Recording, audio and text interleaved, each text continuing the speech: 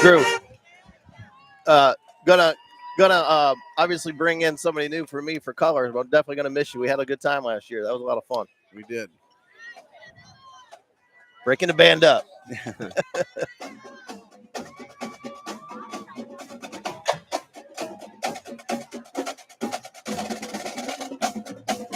Yeah, like you said, Tim, it's going to be pretty neat to see what Glen Oak does against Massillon week 2.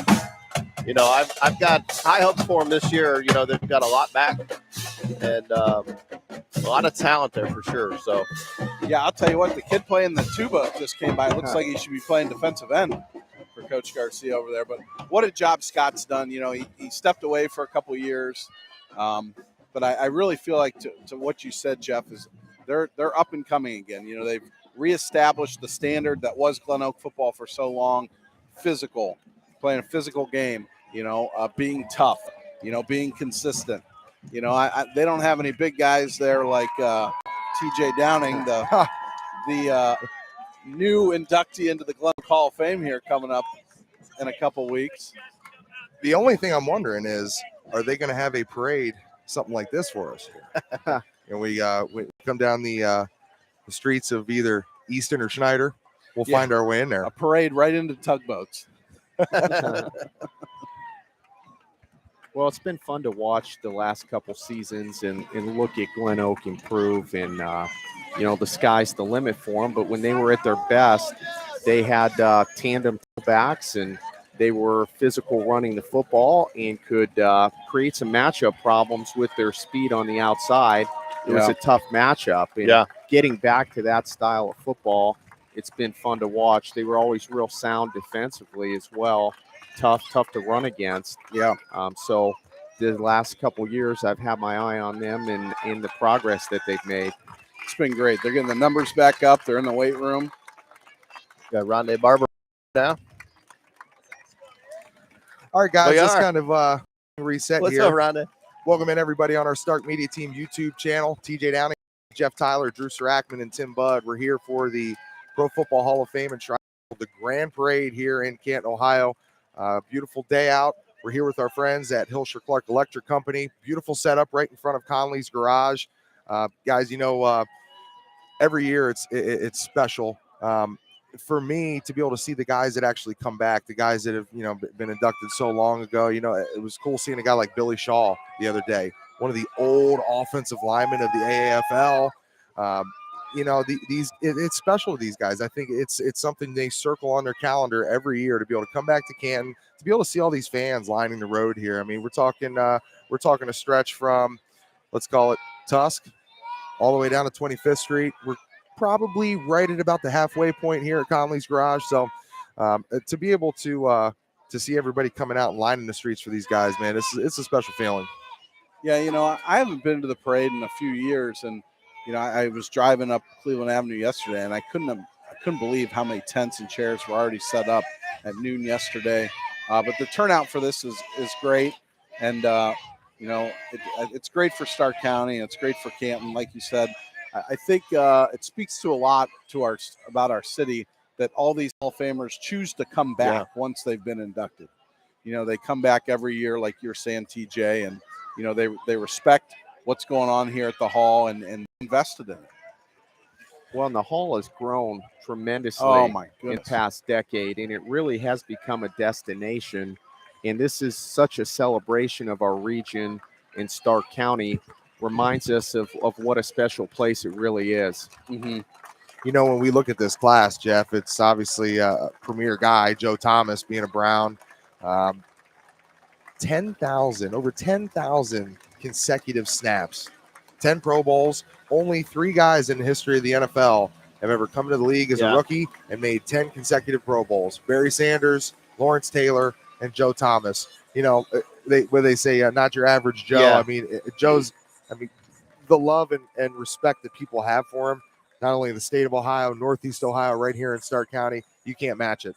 Yeah, I mean, stand-up guy to be in 10,363 consecutive snaps at any position is incredible. For the water boy to be there that often is amazing. especially to do it at the position he did with how physical, getting the other team's best pass rusher day in and day out. Think about the guys he was going against, Drew. James Harrison, Oh, Bart Scott, Suggs. I mean, just yeah, those a lot of defensive ends studs coming well off done. the edge, Tim. I mean, for the Ravens, obviously all the successes they had. Saw Ray Lewis walking the streets the other day. I mean, that defense, to know when you're lining up against the Steelers, you're lining up against the Ravens. Well, let's look at the Bengals with a guy like Geno Atkins, one of the great defensive tackles to come out of Georgia. I mean, what a grinder it was. And a lot of people, Tim, kind of look to Joe's career as, well, you didn't have the playoff success. You had those 10,000 plus consecutive snaps. You had the Pro Bowls, but as a team, they never really got it done. Well, we talk about this all the time, how football is the ultimate team sport. And, you really at the NFL level have to have 22 competent pieces in place to be successful. And the Browns just never really put it together. Or never came close to putting it together. But that doesn't mean he wasn't excellent in what he did day in and day out. And Joe Thomas was so technically sound that we often in coaching at the high school level would pull up YouTube clips of Joe Thomas and his pass sets and how he did it and incorporate some of the stuff he did in drills on YouTube to try to teach our kids or simulate, what perfection of technique looked like. And that's what made him so great. Yeah, what he did with his hands and the athleticism, like as far as I can remember, he was probably one of the first dominant, real athletic, big left tackles. You had guys like Orlando Pace that were just mountains of men. Yeah. Joe Thomas really wasn't that. Like, he was a big guy, but he was a great lean. athlete. He was lean. He used his hands. He used leverage well. He researched ways to counter those pass rush moves.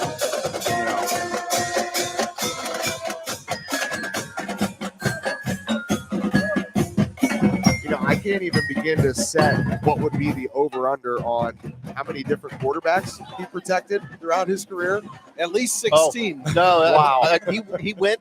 Somebody in an interview questioning him on that. He went through every single one of them. Wow. I think it's 21.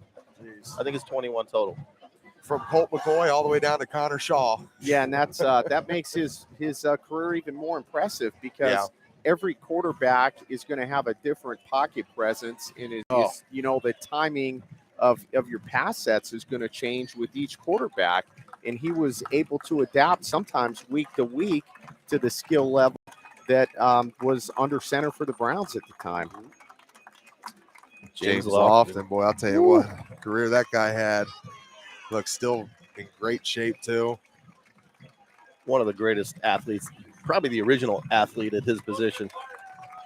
He's put together quite a career in the broadcast booth himself. We just saw the McKinley Bulldog marching band go rolling through. Larry Little, not a little dude, the Miami Dolphin. Steve Atwater. Absolutely. That guy could hit. I still remember that hit whenever he was on a hot mic and said, "Hey, watch Okoye up the middle," and then he came up and destroyed him. Nobody's ever seen Okoye get hit like that. Okoye's career was a little different after that. It was. What'd they call him? The Nigerian Nightmare. The Nigerian Nightmare. Got Joe DeLama rolling through. Well, he's sitting in the passenger seat. Elvin Bethea. All right, guys, as we start to roll through here, got some of the old schools rolling down the street right here in front of Conleys Garage. They got a bunch of old school vehicles stacked in the back right behind us here. Our friends at Hilscher Clarke Electric Company rolling alongside us. Great food, some beverages, getting things going here early this morning. Guys, we kind of, the premise behind this thing here, we're going to break down a little high school football. We know it's right on the horizon. What we got here, August 5th. We are T-minus 12 days. Wow. Opening up on Thursday night. Perry Panthers are going to roll over to Central. And then you're going to have Fairless. They're going to be hosting Sandy Valley. Jeff, we got to let Jeff break that Fairless one down here first. Go ahead, Jeff. I'm sure you already got it up on the whiteboard a million different ways. You know what? The things that AJ Sarball's been able to do over there the last 3 years, put together a streak that I don't think they've ever really seen over there at Fairless. Goes all the way back, I think, maybe to like the late 70s. But He's done some really good things. He's had some exceptional talent. I mean, you look at Luke Yoder, Brody. You know, he's going to go over there. He's going to run track at Walsh. You look at the Colucci brothers. You know, there's been some talent, and then the all-time greatest haircut. Oh, Dom Emer. Dom Emer. I had his dad on him like pregame at that CVCA game, and his dad had a good one. But admittedly, Dom's is next level for sure. Well, Drew, for all that being said, there's a lot of guys replaced right there. AJ Sarball is going to lose a lot of skill. He's got a lot to do there to get that thing going in the right direction. Yeah, you know, I think what you're going to find out this year is I think people are going to find out how good of a coach AJ really is. And he is a good coach because like Tim's done at the places he's been is to be able to sustain that success and keep that standard once you roll through those talent and those seniors graduate from year to year and you have someone else to come in and pick up the slack and become the new leaders and the new players that everyone's looking at. And I think AJ's done a great job building a program down there at a small school. And, you know, there's going to be a day where he's going to be at a bigger school doing that. I know that you don't want to see that day come. No, none of us do, but it's pretty obvious, you know, what he's done there is top notch. But you took the words out of my mouth, Drew. This will really, when you're a small school and you're pulling from 300-400 boys and you lose 18 seniors off of the team. I mean, literally the only thing they're bringing back is Colucci and Peter Killey in the backfield. So, like a lot of schools that graduated a lot of talent. So we'll see how he can recover. This could be his best coaching season ever if he you know has a solid year. So hey, it's nice to see Zach Slates jump in the Panther mascot uniform today and join the parade. Our boy Zach Slates. I don't think they made that costume in XXX, partner. Now, I'll tell you, on the flip side of the coin, you look at Brian Gamble and what he's going to have to work with down there in Sandy Valley, Tim. You know, small schools, it's a numbers game, right? You know, and to me, you always kind of circle offensive linemen because when you're at a small school, maybe you're getting, let's say, 30, 40 guys at the varsity, you know, to be able to put together 5 from left tackle over to right, they're all on the same page and got a little bit of ass underneath them, you know, it's challenge and maybe you have one or some. You can get 5 guys that are going to come off the ball and are going to try to play physical and get after it, and they grow some chemistry together, then you have a chance to have a successful offensive line. The thing in high school is, you know, size is helpful, but it isn't always imperative. Like when you get to college and the NFL, you're up against big people. You're going to have big people. But in high school, sometimes if you get guys that believe in what they're doing and they're going to be physical and come off the ball and play together, that you can put together a pretty good line. My best line at Jackson that I had was our smallest line in 2019.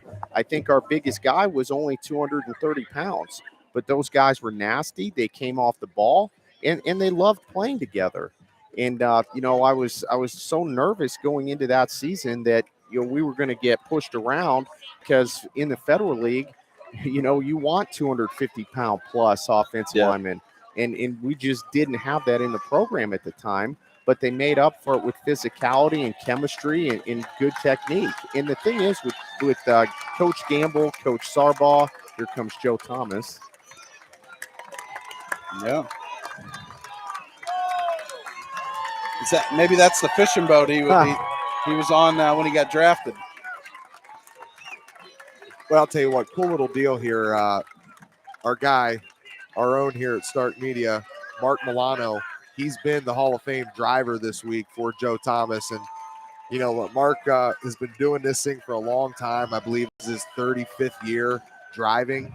And they kind of put the premier guys with him. Last year he had Peyton Manning. Mm-hmm. This year he's got Joe. You know, and Mark's notorious for being a great fisherman, right? Joe, everybody knows, big hunter, big fisherman. And Mark made a special order. He had a guy that was part of when Dick's Sporting Goods first came out and they kind of opened up that fishing section in the store. The company name that makes these rods, it's I believe St. Croix. Mm-hmm. He got it's a one of one, only one made by this St. Croix company. It's a special Hall of Fame Joe Thomas fishing rod. It was like a $700 rod that they presented to him. We got pictures of him opening it up. We're going to have that up on our Twitter, our Facebook, Instagram. Everybody joining us here on YouTube right now. We got the Browns rolling through, but I believe Mark has even already, of course, Joe to come back here in the springtime. He's going to take him down to Minerva for a little fishing trip. Oh, wow. Good old pumpkin head rolling through. You know, I knew draft day we got the right guy when they invited him to all the hoopla and all that stuff that surrounds a draft. And like Drew said, the guys on a boat fishing didn't want anything to do with it. Just wanted to go fish. He's like, I'm getting drafted. So, you know, here's the interesting thing, though, Tim. You look at that draft. So Joe Thomas and myself, we both came out the same year together. I went undrafted. I did not get the millions of dollars. I think I was one of the best offensive guards. When you looked at the top 3 picks, it was Jake Johnson. The Dolphins took Jake. Obviously, is it a coin flip when you're working these guys? I mean, you talked about it, Drew. Joe's a little leaner. Jake had the longer arms, and it just did different frames. But obviously, the Browns made the right choice. Yeah, I mean, not to take anything away from Jake. Yeah, and you know, obviously, we know the history of the Browns is there's a good chance they just got lucky. Yeah, with the way they were drafted around that time. But I think, from my perspective, is you get a lot of these people that come in and these players, and I think you got to find guys that love the game, because if you got those guys that are in college football that, yes, they're the best player, but they're a partier and they're about the limelight, and the NFL is a grind. Like, it is a nonstop grind throughout the year, and you've got to prepare mentally, you got to prepare physically, so you got to draft guys that love the game, and I think Joe's one of those guys that love the game. Yeah, it's at that point a lot of projection involved, which is what makes it tough to be 100% accurate. But, it's not like these guys lose their talent level. It's how do they continue to develop and adapt to the NFL game. And that's what Drew's talking about. You've got to love it every second. You've got to be coached. You've got to put the work in past and being on the field. And, that's really the intangibles that are going to take you from being good or being a draft bust to being in the NFL Hall of Fame. Right. When you're at that level, it's so hit or miss. It's tough to figure out. Joe Thomas has talked about how hard it was for him to have that weight. I mean, he had to work extra hard to get that 300-pound level. As you can see, he dropped weight so easily. But he's really been upfront about that and saying, look, man, most of the hard work for me, practice was fun once I got there, but a lot of the hard work was making sure I had enough calories just to maintain weight. I think if you look back through the history of the league, there's a ton of guys with Hall of Fame talent, but they're probably, they're not making it here unless they love the game and they have that work ethic and they have that passion, because, or else there wouldn't be these guys drafted that don't turn out, because there is Hall of Fame talent out there that don't get here because they don't have that passion. They don't love the game. Tim, for me, when I was at Ohio State, it was, we had the best damn band in the land, right? And never really a chance to see the Script Ohio, any of the halftime shows, the show that they would put on while we're in the locker room before we go out there for kickoff. And we just had the Jackson band come through. Now, for those that don't know about the Jackson High School marching band, it is unbelievable. And the numbers that turn out for that crew, and they've been well-traveled. I think they've performed in the Rose Bowl parade.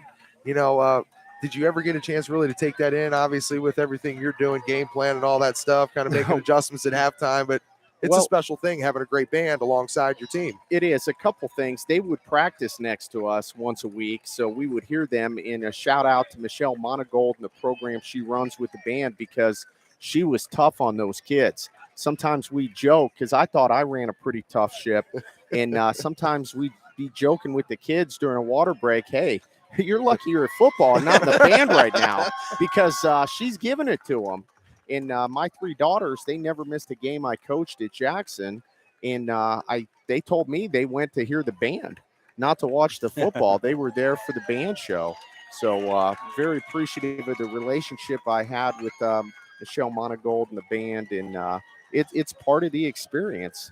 And part of what makes Stark County and the Federal League great is the band show and just the community outpouring. I mean, you're really never going to have as many people in your community in the same place at the same time as a great high school football game in Stark County. Oh, yeah, it's unbelievable.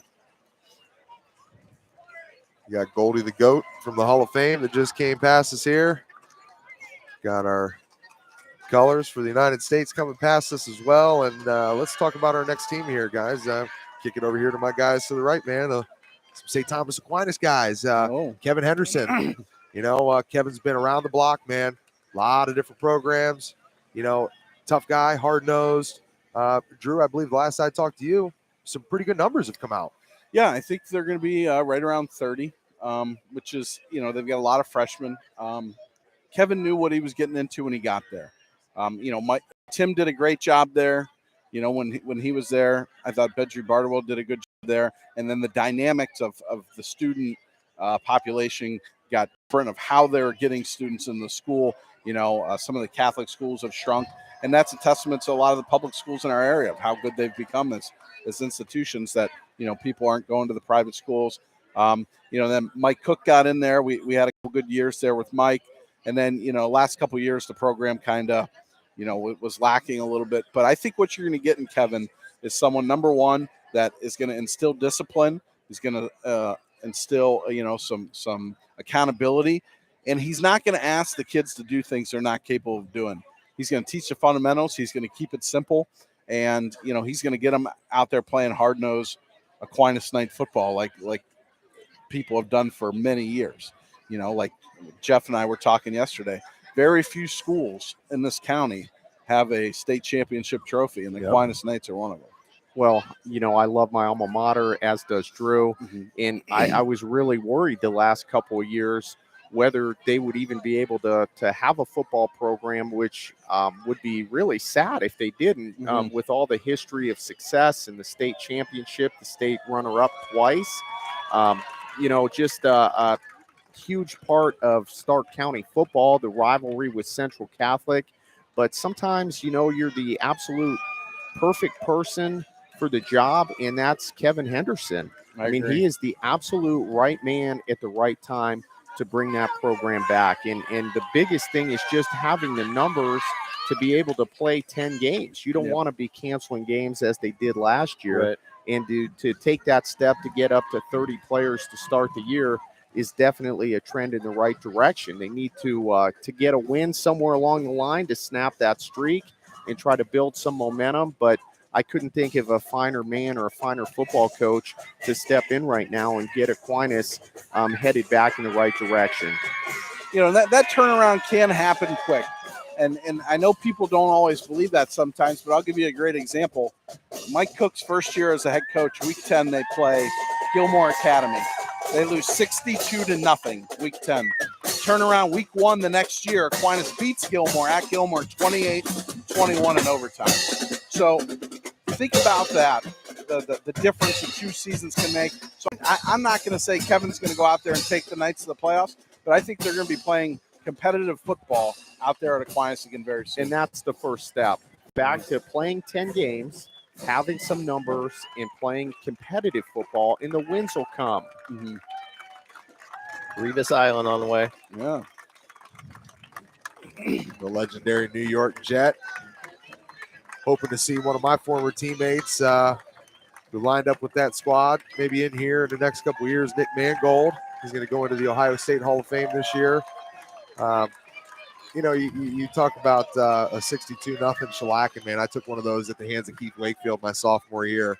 And, boy, that's it's not pretty, and it can be demoralizing for a team. It can get guys to a point where they question whether they want to still suit up or not, and is it all worth it? I phenomenal job that you guys did there with Antonio and Mike Cook. And I still remember that playoff game where I got lined up next to you in the booth, and I was a little bit worried that we were going to have to get the censor button out because Drew gets a little fired up in the press box, man. And I think Tim will attest to this. When you're in that position, you've got so much invested emotionally in the kids and their success, and it's easy to get fired up during a game. And, we always had the best intentions, but, sometimes you need some colorful language, to get your point across to the other coaches, right, Tim? Well, football is a tough sport, and it's got to be coached as such. Yep. That's the nature of football, and you got to coach it as it is played. Mm-hmm. And really, when you're coaching, it is your whole life. You can say family first or something else first, but when you're in that season, it dominates your every thought. It dominates, all your time, and you're doing it for the love of the kids and for the love of the sport. And all you want to do is see them succeed up to their best level. And it becomes, pretty frustrating when it doesn't happen. So we've all had our moments, that's for sure. I think the other thing too, Jeff, that you have to look at, you go back to some of those great teams there at St. Thomas Aquinas, coached by Jack Rose. You win a state championship. You got a guy like Steve Barr. I mean, with a smaller school, right? You need to have that stud player. And I'm drawing a blanket who was running quarterback for you guys, but I remember really that was Alex Hawkins. You had the emergence of Trayton Mackey, who was a stud there playing on the defensive line for you freshman guys. Asian Burt. Preston Mitchell. Yeah, Elijah Chungu, who's now starting corner at John Carroll. It started as a sophomore there. Excelling at a high level. We had some really good players, but Alex Hawkins, what he did for a kid his size and his ability, he totally bought into what we were doing. And I told Alex, I said, we're not going to throw the ball many times over 20 yards, but when we do, we got to make it count. Yeah. So Alex really embraced that of getting the ball out quickly to our athletes in space. And that's something that was new to me. I mean, I was coming from, being at Hoban for 5 years where we're just lining up and running the ball right down your throat. And we started running the ball maybe only 10 times a game in Aquinas because we had to adjust to what our personnel dictated. And, Alex broke some of Anthony Meglin's records, which is, unbelievable. Anthony, was a great player. Well, Anthony wished I would have thrown the ball more, but I love to run a football. Yeah. But I was blessed to have Tyler Meglin, who started at Baldwin Wallace my first year at St. Thomas, and then Anthony Meglin for 3 years. And by, the end of those 3 years, I could just look at him and know what he was thinking, and he could just look at me and know what I was thinking. And that relationship is something I'll treasure forever, not to mention they were both really dynamic football players that could beat you throwing the football, but they could also beat you running the football. Yeah. I mean, they're going back to when their dad played at Aquinas. Obviously, Dave was a great player, but those Meglin boys were special people. Those are the types, when you look back on your career coaching, those are two guys that are always going to stick out. Yeah, you'll never, ever forget the memories you had with them, and that's why we do this. And then Anthony went on to be the offensive coordinator for Walsh Jesuit, having quite a bit of success. And then he threw the ball a bunch when we scrimmaged him. Maybe that was his revenge for me not throwing it as much. He would have thrown the ball every single play. And, I was more selective when we threw it. But, just a really bright football mind. And it's fun that he's in coaching now. One of the gutsiest performances I've ever seen is when he rolled in there with John Carroll, goes into Mount Union, and ends the streak of 202 consecutive regular season victories. It was back and forth. I believe it was Dom Davis who was lined up at quarterback for Mount Union. Yep. And they're going back and forth. It was one of those deals.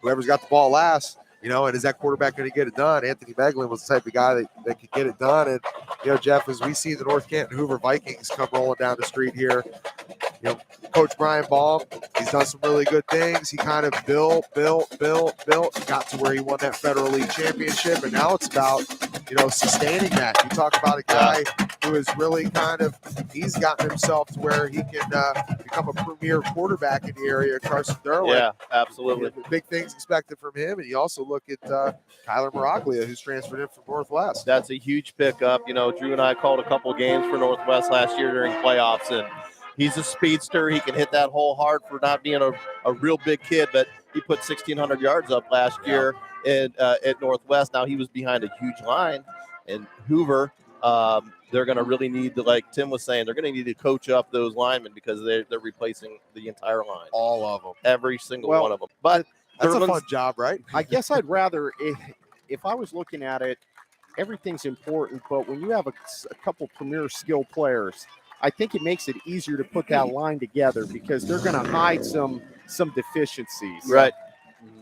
And they've got some skill. I mean, Carson Durling got better every single week last year.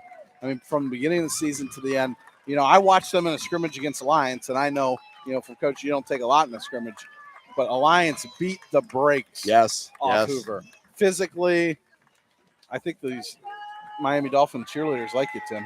Well, I know it's not me. I mean, that's why I ended up with the radio spot because, you know, I've been told I've got a face more classically built for radio.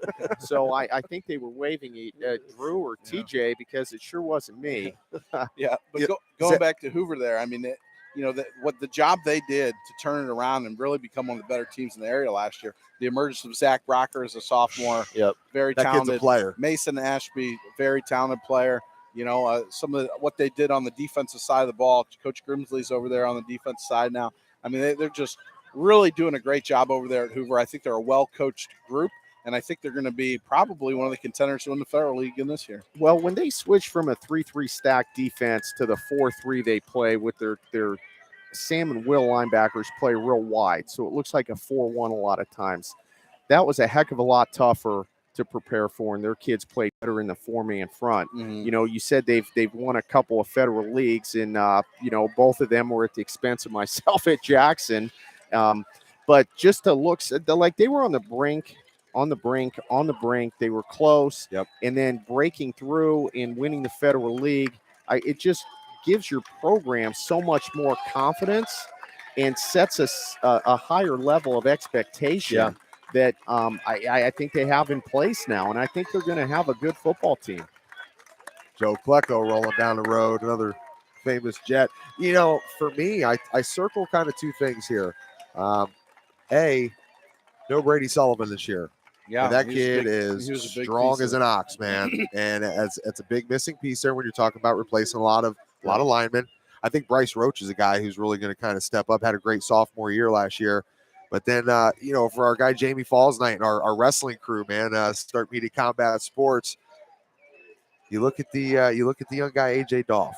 Okay, kind of busted up his foot a little bit in wrestling season. May have come back a little bit too fast. He was going to be a guy that was going to be counted on to take reps in the backfield, be a starter at safety. And I don't know, when you start getting those foot issues, man, it just nags at you when you're an athlete. You're cutting off of that thing. That's something that can hang around with him, and I hope the young man gets better. I know his dad's probably working him out pretty hard in the garage right now, Brian Dolph, the legend. But you know, there's some things you can circle right there that you talked about again, replacing linemen. That's going to be a big job for Brian Baum. Well, we're gonna have with a week 1 game on the radio, Buchtel at Hoover. Buchtel's got a nice team. They have a very nice team, well coached. Stevie Diamond at quarterback played well last year. Advanced all the way to play West Branch and fell just short. Yeah, fell just short, and that's going to be a heck of a game to get our radio schedule kicked off. We're looking forward to being over there and to watching those teams match up. That's probably a game either side could win. Yeah, I think if you're Hoover, that's probably the week you want to catch Buchtel. Yeah, it's week 1. Absolutely. You know, as they're still getting used to. You know, they replaced a lot of guys as well. Still getting used to in the swing of things. But this Federal League race is going to be unique this year. You know, obviously, you know, we can go through and talk about, you know, who we think, but McKinley's got to be the favorite. And then, you know, people talk about, you know, Lake lost a lot, but they return a lot, especially on the defensive side of the ball. Lake's defense may not be as good as last year, but it's going to be pretty damn good. You know, you got Evan Brady coming back. Yeah, Joey Garrow coming back. Christopher's back. Yeah, Charlie Christopher's back. The defensive back is it Nate?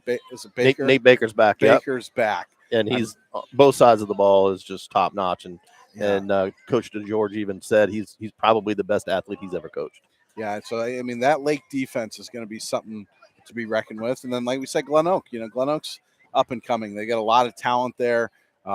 You know, they're going to go roll with Cole Anderson at quarterback. You know, we saw flashes of him last year against Lake, almost come back and beat Lake, you know, with a end of the game drive. So I think the Federal League's very Perry is going to be better. Green's going to be better. I think it's going to be very competitive this year. And I don't think maybe the best team in the league isn't as good as, maybe the top two last year. But I think the league as a whole has elevated themselves and when it comes to, talent around the state. Well, the thing about coaching in the Federal League is the records truly do go out the window, because even the team that's having the worst season has good players and is very, very well coached. Absolutely. The year we won a share of the Fed in 2017, we went over to Lake, and it was their homecoming. The stands were packed. They ended up 1-9, and we survived, 38-20, 38-35, something like that. It was a dogfight. Paxos banged down the game winner for you, right? Well, that was before him. Okay. We hung on at the end, but it just spoke to how tough it is to win week in and week out. There aren't any weeks, with Green elevating their program here the last couple of years, there really aren't any weeks where you look at the matchup and say, well, we're going to have the JVs in at some point. No, it's going to be a struggle. And if you're off, you get beat. Yeah. Well, Drew, you had a chance to go out there to the Midnight Madness practice. You had a chance to talk with Antonio Hall, and first thing you told me when we talked, you said physical. It looked physical. Very physical. There were some big shots being laid, but got to wrap up on a couple of those. But just to see that impact and Braylon Foster, I mean, he looks like he's built up in a weight room a little bit. Obviously, Nino's getting a lot of attention. He's been up on campus at Wisconsin. Coach Fickle's got him up there. He's gained in the spring. He looked bigger, and then we talked to Antonio and said, you know what, he weighs the same, but he shed that baby fat, and he's rock solid. And then I saw him again the other night. He probably gained another 10 pounds of muscle. I mean, he's an impressive individual. So some of those, Keaton Rohde is a leader there. And, one of the things I was impressed about, not just the physicality, is during the drills, during individual drill, during their team sessions, it wasn't the coaches that were motivating each other. It was the kids. When the kids step up and become leaders and hold people accountable for effort, as a coach, we don't have time to coach effort, and when the players hold each other accountable for that, that's when big things are going to happen. And I really like this McKinley team. I know they do return. They got to replace some guys up front, but up front right now, they're about 6'3", 285 across the board. I mean, there's some big boys there at McKinley. Well, you talk about Nino Hill running the rock. That guy's going to be hard to handle for the next couple of years in the Fed for sure. But I think one of the players to watch is Dante McClellan. Oh, he is an animal all over the field, both sides of the ball. He's the guy I really want to see this year and see how he matures after a sophomore season. It was solid. Well, Jeff, as we see the Alliance Aviators come rolling down the road, you had a chance to go over to Robert Fife Stadium last night. You got a chance to get eyeballs on Brendan Zerbrug. Looks like he was leading the offense pretty well. But I also got to ask you too, man. Some of the videos you sent over, Lucas Eckerman looked pretty good. I've been watching Eckerman all summer work out. My son works out and catches some passes with him over there at Glen Oak, and I tell you what, he's a he doesn't look like a freshman anymore. He's a sophomore.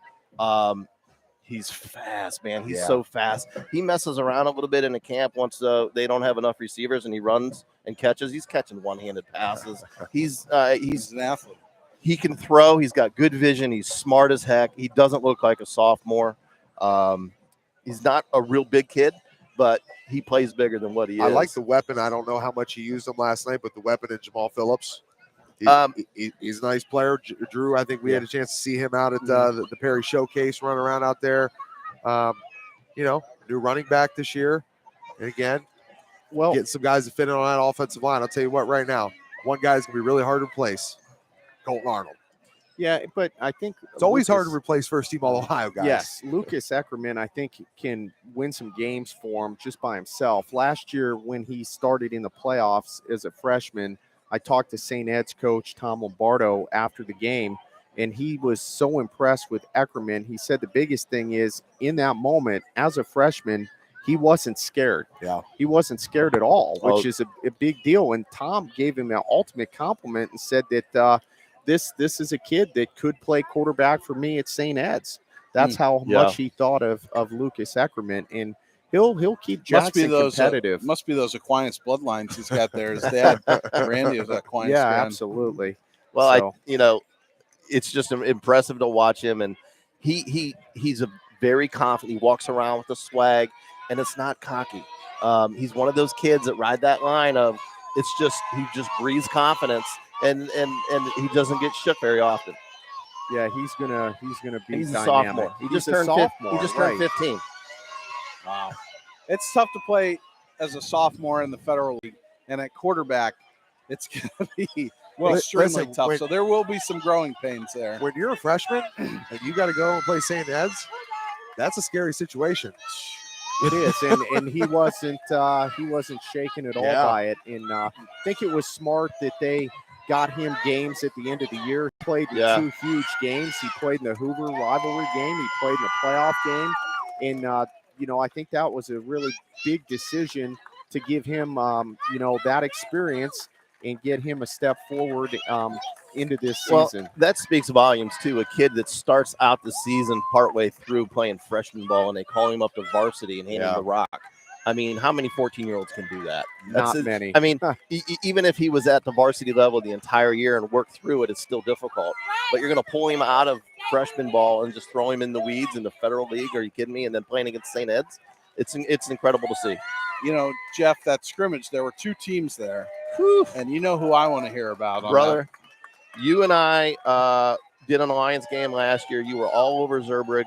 And, jury was out for me last year because it was Carrollton. Didn't throw the rock much. It seemed like he just tucked and ran. I think that was kind of part of the game plan. Didn't think he needed to throw the rock a lot.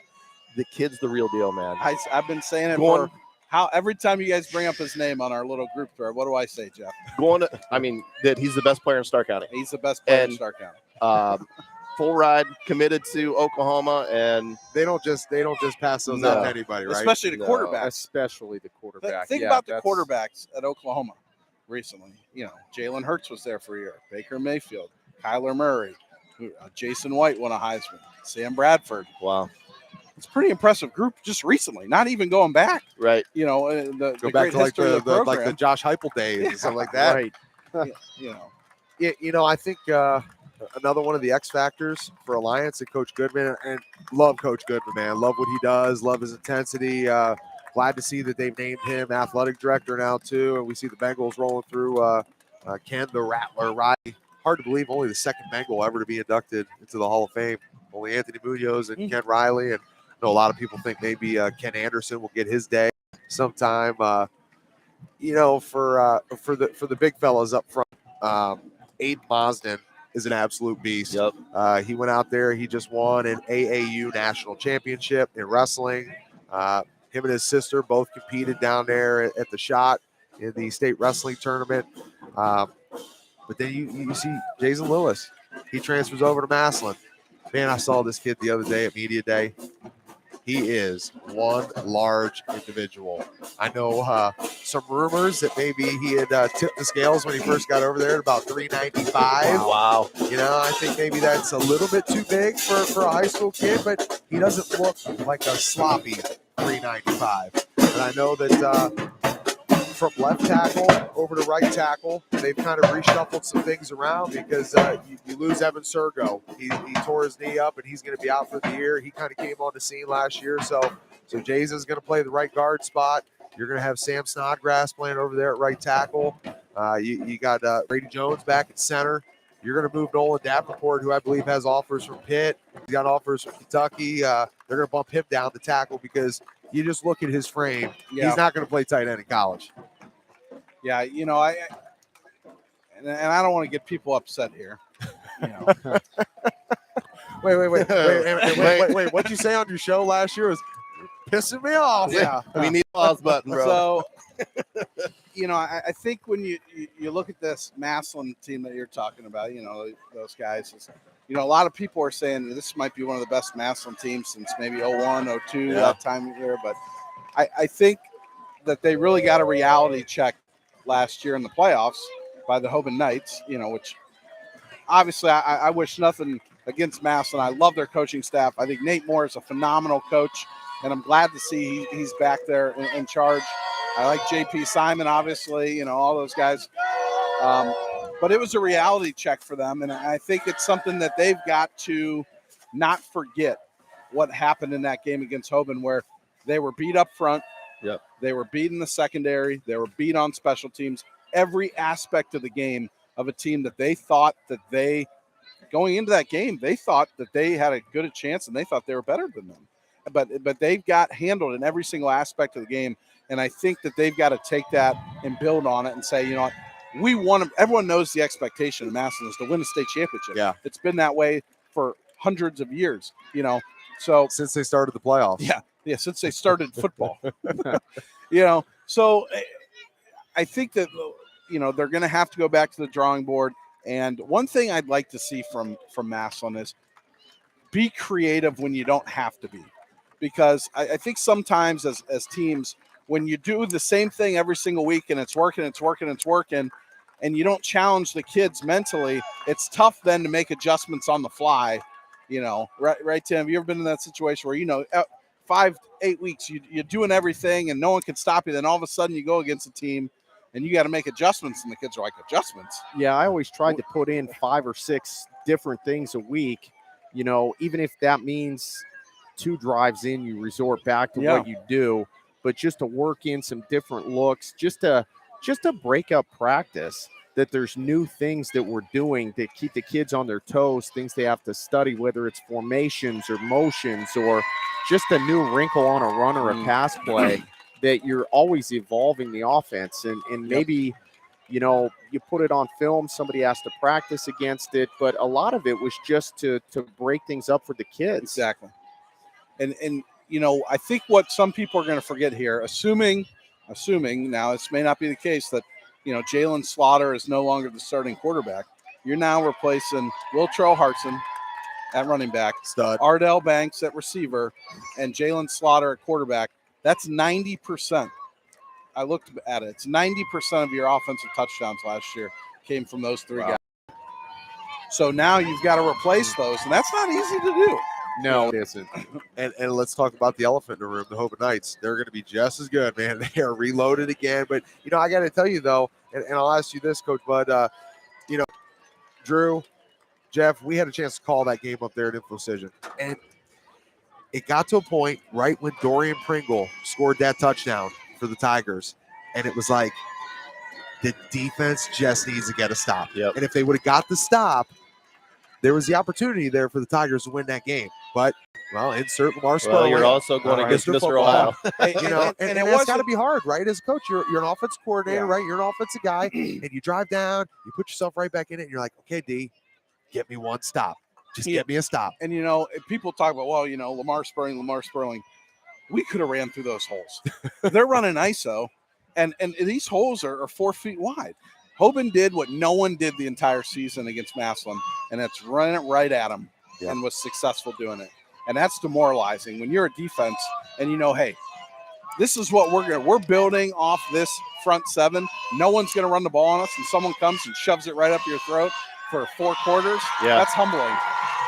And there's really not much you can do about it. You know, if you can't stop somebody running the ball, you know, what are you going to do? You're going to put more men in the box. You're going to twist on the D line. You're going to blitz. And then once you've done those 3 things, now what? Yeah. You know, there's no answer to it. And that's a dangerous game too. You blitz and you miss a tackle on Lamar Sperling. It's a touchdown. It's a touchdown. Right. Kid just was the USA Today Offensive Player of the Year in the country. You know.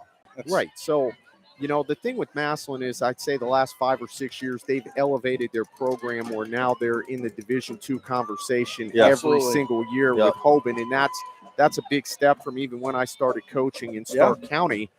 There's only a handful of teams in D2 that have a year in and year out shot to win the state championship. And I think Massillon is there now, and they're going to have that shot. Yeah, and you know, that's a testament to Nate Moore, what they do to develop the players. You know, I used to tell people all the time, they would ask me, well, what's the difference at Hoban? What's the difference at Hoban? It's not just about the kids that you get. It's the development of the players. Yep. Up at Massillon right now and at Hoban right now, their sophomores look like everyone else's juniors. Their juniors look like everyone else's seniors, and their seniors are flat out studs. Well, they have development. They have elite strength and conditioning programs elite, Absolutely. led by, college level strength coaches. And the kids are in the weight room in some capacity year round, and they live through their other sports. And you're exactly right. Their sophomores are already developed. And then think about when you're practicing, how much better your practices are, because you're up against people who are physically able to give you a good look week in and week out. It makes the whole thing more competitive. Yeah, absolutely. And it goes back to the program. Like you guys said earlier, St. Thomas is now on the early end of trying to build that program and build that belief. Yeah. And the belief isn't start at the seniors. The belief's got to start in grade school when these kids are coming up through. We talk about all these other programs that have now started to get there. But like you said, Hoban and Massillon has ran like a college program, a very good college program. Good college program. And, but even when we were talking about Fairless and A.J. Sarbaugh or Coach Gamble at Sandy Valley, the culture that they have built, even in the small school level, the culture of expectations to be successful will keep you from going through those extreme peaks and valleys as a program. Yep. Because even if you do have to replace 18 seniors, the kids have an expectation level and are able to come in and maybe you're not 10-0, but instead of going back to 1-9 or 2-8, you go 6-4 and you get in the playoffs. Right. Yep. Couple Hall of Famers just passed us. John Lynch, he'd help you stop the run, right? Absolutely. He could probably tackle Lamar Sperling. He's just worried about getting Nick Bosa signed. Yeah. Isaac Bruce here, another phenomenal player. Part of the greatest show on turf, the Rams. I believe Marshall Falk is back this year. Thought I saw him. Yeah, he was downtown. Festivities. Yeah. Marshall Falk's a staple during this week. You can see him around. He enjoys the week. You see him a lot, going to Glen Oak a couple times, spoke to the kids. It's pretty cool to see that involvement. That's one of the all-time good guys right there, Dave Robinson, Penn State legend, playing for the Packers. Here comes Mike Singletary. How fun was that guy to watch play linebacker? But I can't believe he's not a head coach anymore in the NFL. When he went, I loved it. His press conference for my players, can't win with it. That was unbelievable because it's the truth. You can't win with guys who have me attitudes, and he preached to it and he proved it the way he played. Absolutely. You know what? I looked at that and I said I loved him as a head coach. I didn't know how long he would last for that reason. I think about like comparing it to baseball. Ted Williams was one of the best hitters ever, but once he started coaching major leagues, he couldn't understand why guys couldn't hit a slider or couldn't, So, and sometimes it's frustrating. And Drew, you said this before. Most of it's effort and coming down to, putting that effort in and having a team mentality, Yeah. And I think Dan Campbell, the coach at the Lions, is a lot of like how Mike Singletary was. The accountability, the passion for the game, those types of things. And that's why that team's turned things around. You got a bunch of guys on that roster that's buying into his vision.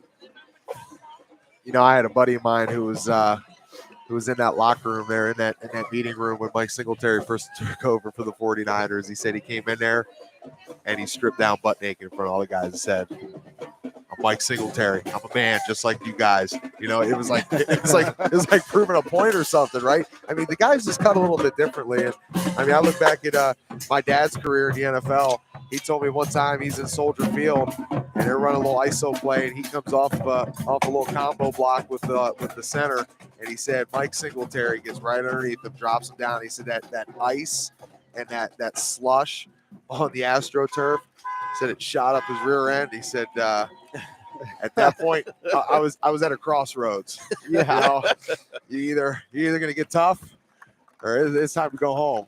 I think he got tough. I don't know how they ended up finishing out that game, but it's amazing to think about maybe the greatest team ever in the NFL, the 1985 Bears. They were pretty damn good. That defense, what they're able to do, and you hear stories about Walter Payton and how he would walk across the field on his hands in a handstand, trying to intimidate the other team. I mean, if that doesn't intimidate you right there. Walter Payton was one of my favorite players ever. Sweetness it was for sure. This guy rolling up right here, Morton Anderson, when he got inducted a couple years back. What a partier. Yeah. This guy gets after it. Oh, yeah. I think he's got his own beer, doesn't he? Yeah. Tony Dungy. Class act. One of the biggest class acts ever. You know where he went to college at? Minnesota Golden Gophers. Oh, yeah. He's a quarterback there. Great player. You're right, though. He's done a lot. We had a chance to see Joe Gibbs' game plan for life the other day, and I know Tony's been a part of that. Some special stories, you know. Yeah. What a beautiful day out here in Canton. We'll reset this thing for you guys here. I'm joined by Tim Budd, Drew Sarachman, Jeff Tyler. I'm TJ Downing here with our friends at Hilscher Clarke Electric Company right here in front of Conleys Garage, about the halfway point of the parade route. Gary Zimmerman rolling through now, a legendary offensive lineman. You got the Humvee coming through here with Drew Pearson, Lynn Swan, Peyton Manning right in the middle. Well, let's talk about the athleticism of this NFL Films camera guy right here. That's impressive. I mean, you got to be in some shape to do that. You do. I'm not envious at all. He's in a moving vehicle. Peyton Unreal. Manning's turning into like Dwayne The Rock Johnson. He's in everything now. He's involved in every single production of everything. The Sheriff. Flanked by two great wide receivers there.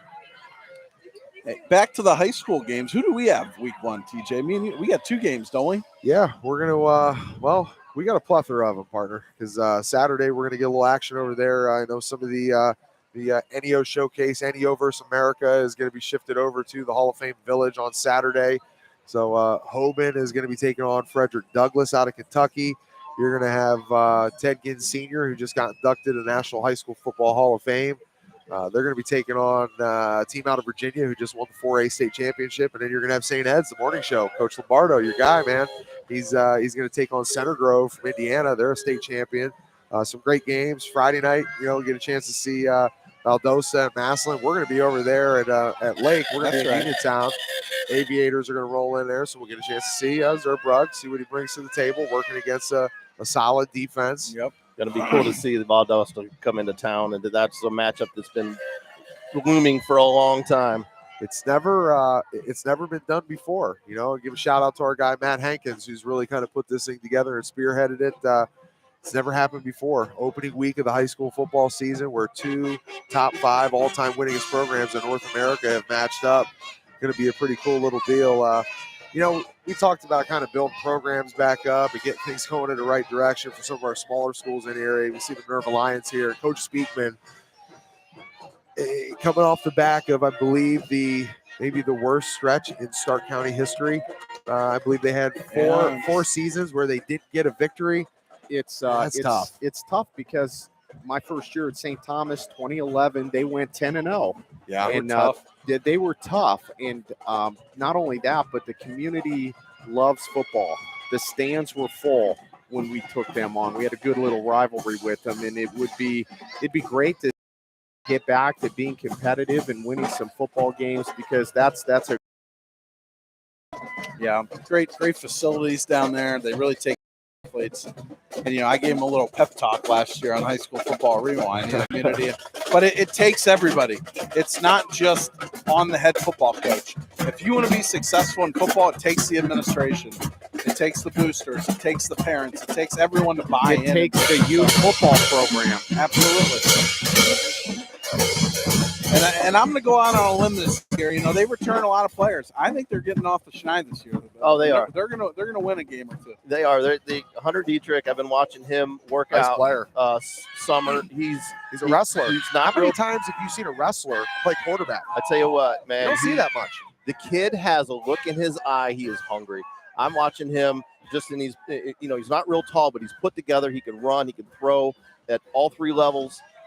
He's working real hard. I actually was tweeting with him, talking to him a little bit yesterday, and he said his teammates are working their butt off to try to get that program back. They might be a year or so away, but he seems to be that leader out in front trying to change that culture. Like Drew said, if you've got a player on the field that is on the front line of changing a culture, it's huge, because you can't teach that. Yeah. And Coach, one of the things I always kind of remembered were those teams you were talking about. They were coached by Dale Souls? Coach Souls, yeah, he had taken over, and Coach Yeagley had moved into administration. It And, always seems like they had just a great running back. I think the one kid was Pendergast. And then they had how many Ford brothers? All the Ford brothers down there. They had some pretty good linemen as well. Yep. They had good size for small school football, and they ran fast tempo spread offense. It was tough to match up with. Yeah. And Coach Speakman, he's a Minerva guy, so kind of knows the program, knows the community, like you talked about, Drew. I mean, packing people in the stands, it's important to them down there. That a lot of other successes in other sports down there. Coach Hilliard's done a great job with the wrestling program. And you got Hunter Dietrich, who's a wrestler, playing quarterback. They've dominated in cross country and track. So maybe they could transition and get some of the speed out there. I know they're hungry for it down there. I don't know if we've gotten any updates on what happened last night, but I know Minerva and Malvern, they scrimmaged. They did scrimmage. And, Malvern, that's a team that's going to be very good down there. Withrow, nice quarterback. Jared Withrow's broken a ton of records. He's going to continue to do it. He's only a junior this year. But, you look at the EBC there that Minerva's in, a lot of changes, a couple of those, Drew DeShields is gone. All those coaches gasp of relief. Right. They don't have to go Peyton against Manning's left the building. I don't know, because a lot of people felt like Bo Alazos could sling that thing. He's good. big. He's big physical kid. He'll sling it. And West Branch will be good again, but also Jackson Johnson up at Salem graduated, and I think Zerbrugg and Alliance. It's kind of like, man, they lost a couple guys just when they were in position to win the league. I mean, you lose, the running back up there. Now I'm blanking on his name. Caden Davis. Caden Davis to Youngstown State, going to be a Penguin. Kayvon, I believe, graduated too, right? Yeah, they lose three linemen that were really good for them. One to transfer. I believe Ramir Hawkins, he's back.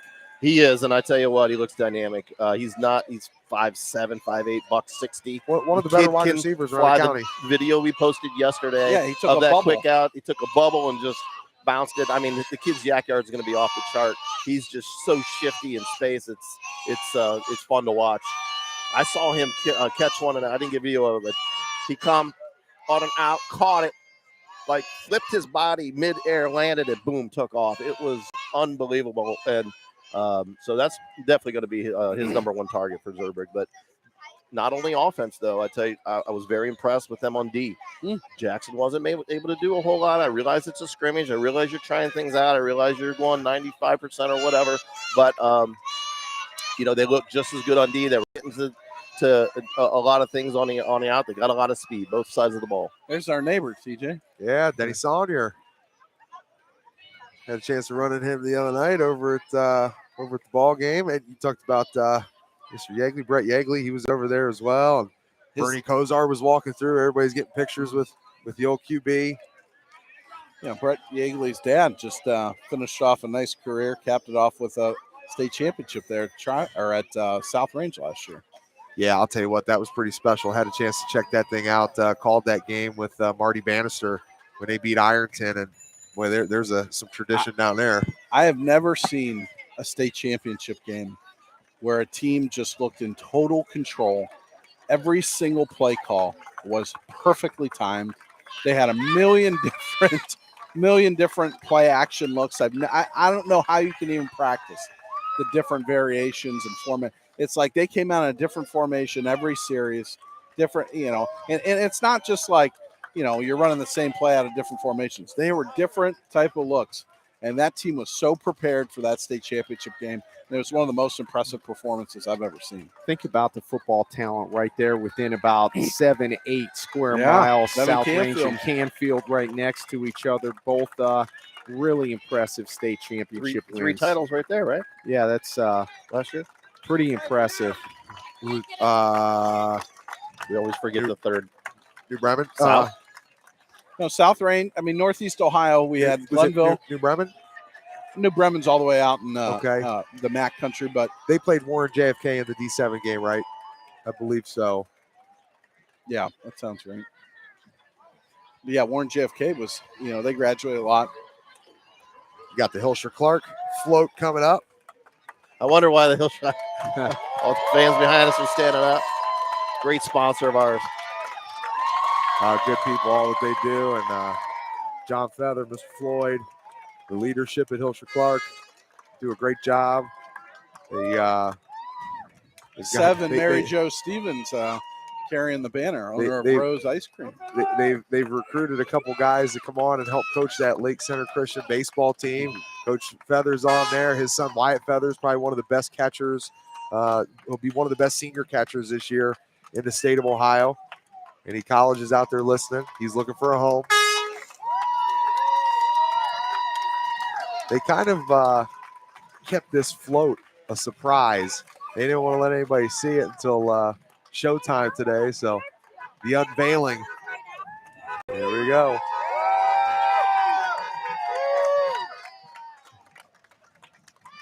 Looks good. I'll tell you what, the projects that they've been able to do, they basically keep the lights going on over there at the Hall of Fame Village. I know there was a little bit of an issue with that the other night with some lighting, but they've done such a good job over there with Shula Steakhouse, all the different places that have gone in along that retail promenade, and they do tons of jobs with Facebook and Amazon, some of their buildings, and just a quality bunch of people. Shout out to Stacy Bridges, who got us set up here today. They got food back there. We're going to dig into that here in a little bit. Man, I got your food tickets right here, fellas. One ticket's good for one item. Oh, so there we go. Well, they say the guys that do the broadcast get seconds. Yeah. I think we've got enough tickets for that. Speaking of the Massillon Tiger, the Massillon Tiger swing band. I'll tell you what, we were talking about something else when they came by, but the Cleveland East Shaw band is phenomenal. And if you've never been up to Cleveland East Shaw for a football game, it's a must go. So they play in the stadium on the east side of Cleveland. They used to be the home Cleveland Rams. Okay. The stadium's kind of crumbling apart, but a phenomenal band. Football's always tough there. They've had some good teams over the years, but the concession stand, people line up at 5 p.m. outside the stadium. They got fried catfish. They've got ribs. They've got ribs. They've got French fries fried in duck fat. Just phenomenal. They sell out by the end of the first quarter. Concession stand's done for the game. But Cleveland East Shaw is just a unique football experience up there. Drew's always got the lowdown on the concessions for me. Yep. We're at Carrollton. He's like, bro, you got to go get the cookies, man. The Warrior cookie. Oh, yeah. They're under new leadership up there now, too. My former teammate down at Ohio State, Reggie Smith, was the head coach there. He just recently stepped down. And they've had some stud players over the years. Our second year I was at Hoban, we thought we were going to be pretty good. And we went up to Cleveland East Shaw, and it's 0-0 at halftime. And they're smacking the shit out of us. Like, our kids were like, deer in the headlights. What we got going who on are here? These kids? Okay, I got to ask you guys something here. Our resident coaches, all right? Only time I've ever seen this, we were calling the Shaw Northwest playoff game. I've never seen it before. Shaw got a penalty before the game even started because they failed to come out onto the field in a proper amount of time. Northwest is out there set up for the kickoff. Where's Shaw? They're not coming out onto the field. Ref finally throws a flag, almost like a delay of game before the game even started. Have you ever seen anything like that? Well, when you meet with the refs before the game, they tell you that it's your responsibility to have your team on the field. Yeah. And if they're not, that you will have a delay of game penalty to start. Sometimes, they go through this big talk, and then we'd be out there because in the Federal League, you had to be out there for the national anthem. It was league rule. So we'd be out there plenty early. But it'd be 7 o'clock, and the other team wasn't out there yet. They were still getting organized to run through, and the refs wouldn't throw the flag. They give them an extra minute or two. Yeah. But they do make it very clear in pregame that as the head coach, it's your responsibility to be ready to kick off at 7 o'clock. Give a special shout out here. Some of our friends on YouTube. Mike Coates says, best live stream of the parade on YouTube. Even if I'm listening to y'all talk about football strength training while Schweebel's toaster truck and huge Oscar the Grouch balloons flow by. And for the record, I appreciate your knowledge of local sports. We appreciate We appreciate everybody tuning in on the Stark Media Team YouTube channel today for the Pro Football Hall of Fame Grand Parade. Got some more events going on today. You'll have 12 o'clock. I believe you get the Enshrinement started, Jeff. Tonight you're going to have Zach Brown Band playing. Zach Brown must love Ohio. He comes here quite a bit. Well, he did the show up there at Hoban last year, and they brought in John Daly, and he was driving across 76. He was driving golf balls into the stadium. John Daly. Yeah. He cracked a Miller Lite and burned a heater right before he did it, too. He was in his bare feet as always. I was going to say, Miller Lite or a Diet Coke in hand, bare feet. Let her rip. Grip it or rip it. Now it was sip it, grip it, and rip it. Yeah. So they asked him, he hit his driver, and it looked like he barely swung it. And he said afterwards, he goes, really, I was worried about putting one through the window on the other side of the stadium. He's like, I could have got it there with a 9-iron. I read when I stopped coaching, I started reading some books, believe it or not. And I read Tiger Woods' book. And he talks about John Daly in the book. Oh. And he said, he's at a bar and he's telling Tiger when Tiger's going, hey, come have a couple beers with us. Come have a couple beers with us.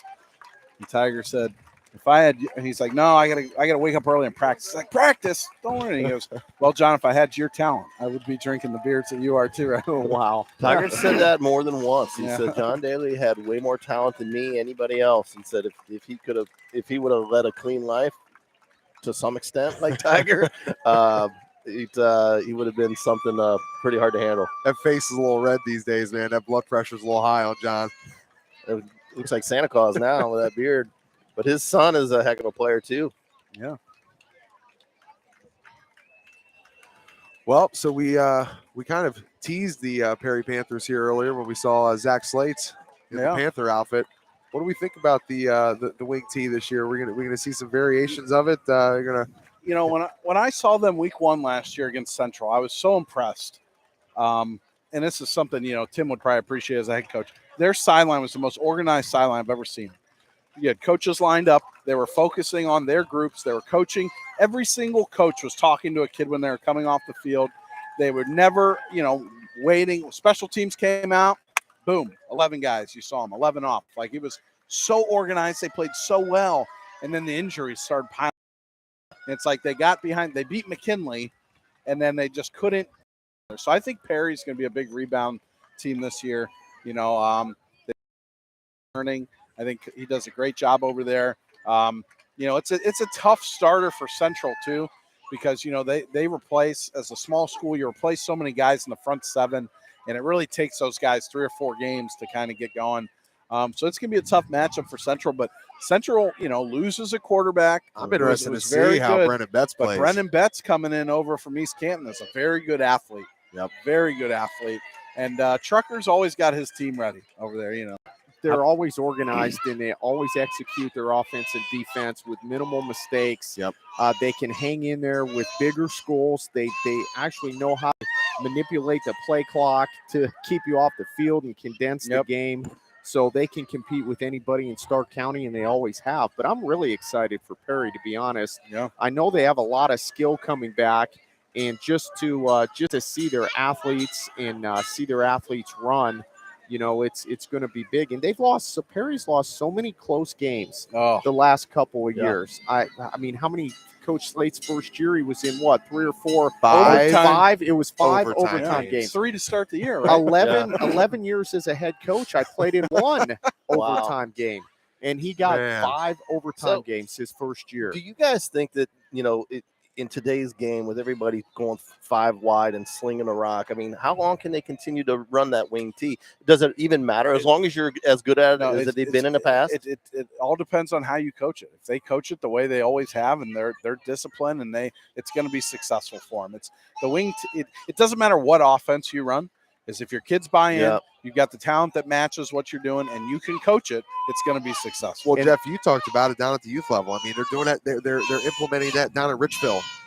These guys are running that wing tee from the time they throw on pads and they first start playing football. So by the time they get to the varsity level, I mean, they're running that thing to perfection. And the teams like them, I believe Davidson or Darby down there in Columbus. They ran it. When you run it to perfection, boy, it just drives you insane. Well, it's a pain in the ass to prepare for, right? It is because you only have a week to prepare for something that you're not seeing any other time. And, you could go from facing somebody like Green that's 5 wide empty every play to the wing tee. It makes it tough because you're going to have a completely different defensive approach.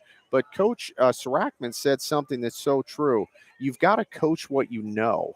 Mm-hmm. If you start putting in things that you're not 100% sure of yourself, you're not going to be able to adjust it during the game because you don't have the depth of knowledge to fix what goes wrong. Yep. Yeah. So you've got to coach what you know, and they know the wing tee, but they do other things beyond the wing tee. Mm-hmm. And that's what could make them so interesting this year is that if they can throw the ball a little bit on top of that, which they should have the personnel to do, that just makes it all the tougher because you're going to spend your time. You only have so much time in high school football. You got to work on offense, defense, special teams. You can't be out on the field forever. It's helpful, like you guys said, and Perry does as good of a job as anybody having the youth programs running the same thing that they do at the varsity level. And my kids started out in the Perry, so I saw a lot of those young players in that. Let me tell you something. They raise some dogs over there. Those guys come hungry. Tough. They hit hard. Sweet Feet Pete. He transferred over to Glen Oak because he wanted to get that rock thrown. He's not worried, man. He said, "I'm not going to be a decoy my entire career." Yeah, they won't even run a jet sweep for me, so I'm bouncing. Well, Carson Basham. He's a great athlete. Excelled at track. Was down there at Jesse Owens Memorial Stadium for the state track meet. Your nephew, cousin. Hank the Tank. He's gone. You got to replace Briar Rechtenwalt, who I thought was one of the better offensive linemen in the county. So that's always a deal, man. I know that they've actually got Matt Carrick, who's going to come back and help them coach here while he gets ready for the XFL. Got drafted to the Defenders. I believe they're out of DC. So, you got some guys that know what they're talking about up there on the front lines. I mean, Zach Slate's a 3-time all-county guy. Having Carrick there, what he was able to do up at Michigan State. I just told him, I said, man, I don't know if you guys know anything about pass pro over there, man, but you just get guys that come off the ball, do what you do best. Like you said, you know your game.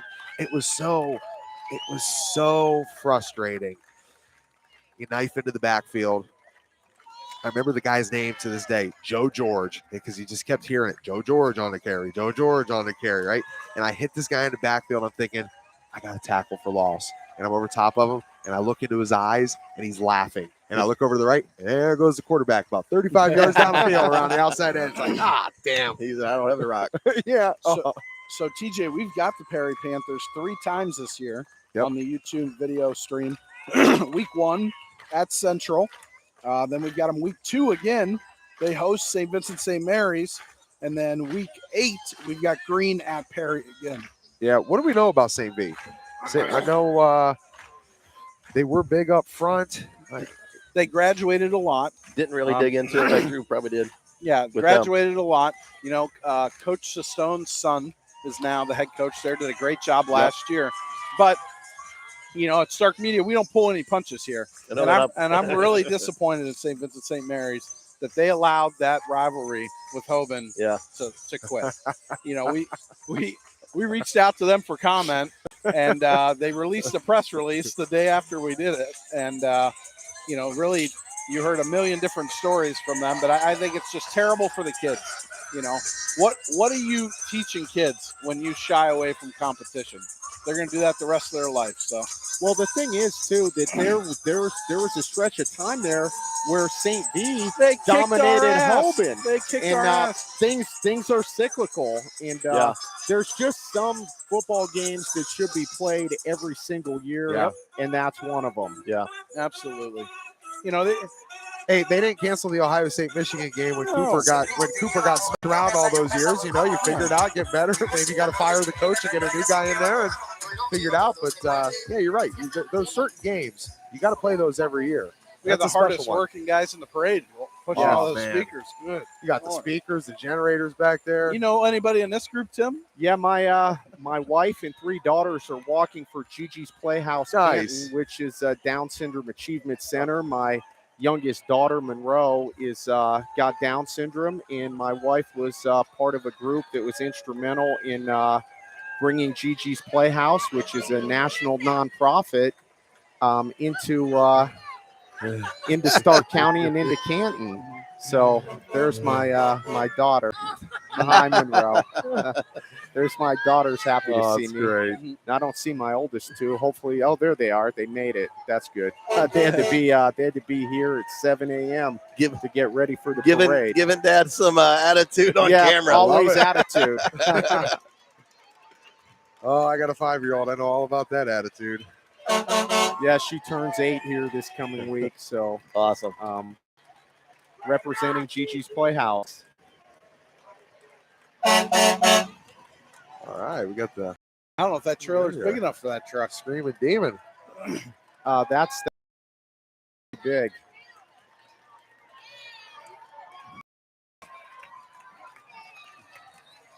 There we go. Some more love. Coach, what's up, man? What's up, bud? Hey, while we have a second here as we're enjoying the Pro Football Hall of Fame Grand Parade, we want to shout out a couple of our sponsors here at Stark Media. Our friends here at Hilscher Clarke Electric Company have got us set up front row for you here as you're joining us on our Stark Media Team YouTube channel, getting to see all the action on the parade route. We're about halfway in the route here in front of Conleys Garage. Shout out to Nick Conley. Great job that he does and taking care of the Hilscher Clarke fleet. I want to shout out a couple other special friends too. The Eagles FOE 190 in downtown Massillon. Simon Says Promotions and Spirit of Stark Market. Check out our guy, JP Simon, all that he does down there. Multiple businesses in downtown Massillon. Make sure to go over there and patronize him. Our good friends at H&H Truck Parts. Check them out online at hhtruckparts.com. As you just saw the semi go through.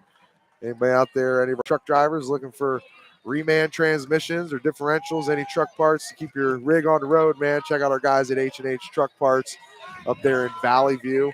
Want to give a special shout out as well to C.H. Vallis and Associates, a staple over there in the North Canton community. Our good friend John Lindsay. Boy, I'll tell you what, should have brought over one of those breakfast pizzas today.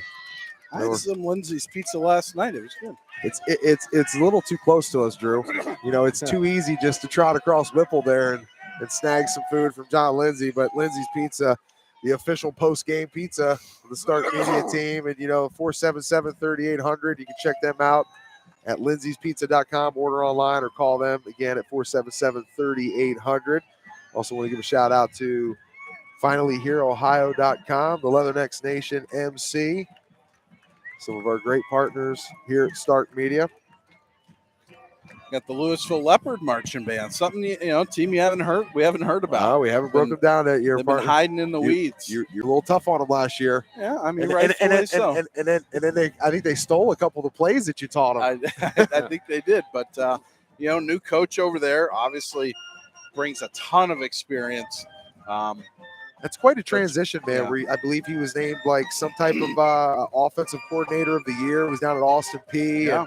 And, spent all those years at Mount, coming back home. I know wife still lives up here. And so it's getting back closer to your roots, to your home. And Chris Kappas, right? Chris Kappas going to take over the program out there. Shout out to Terry Horn, great athletic director in the area, always takes care of us. But Chris has definitely got his work cut out for him.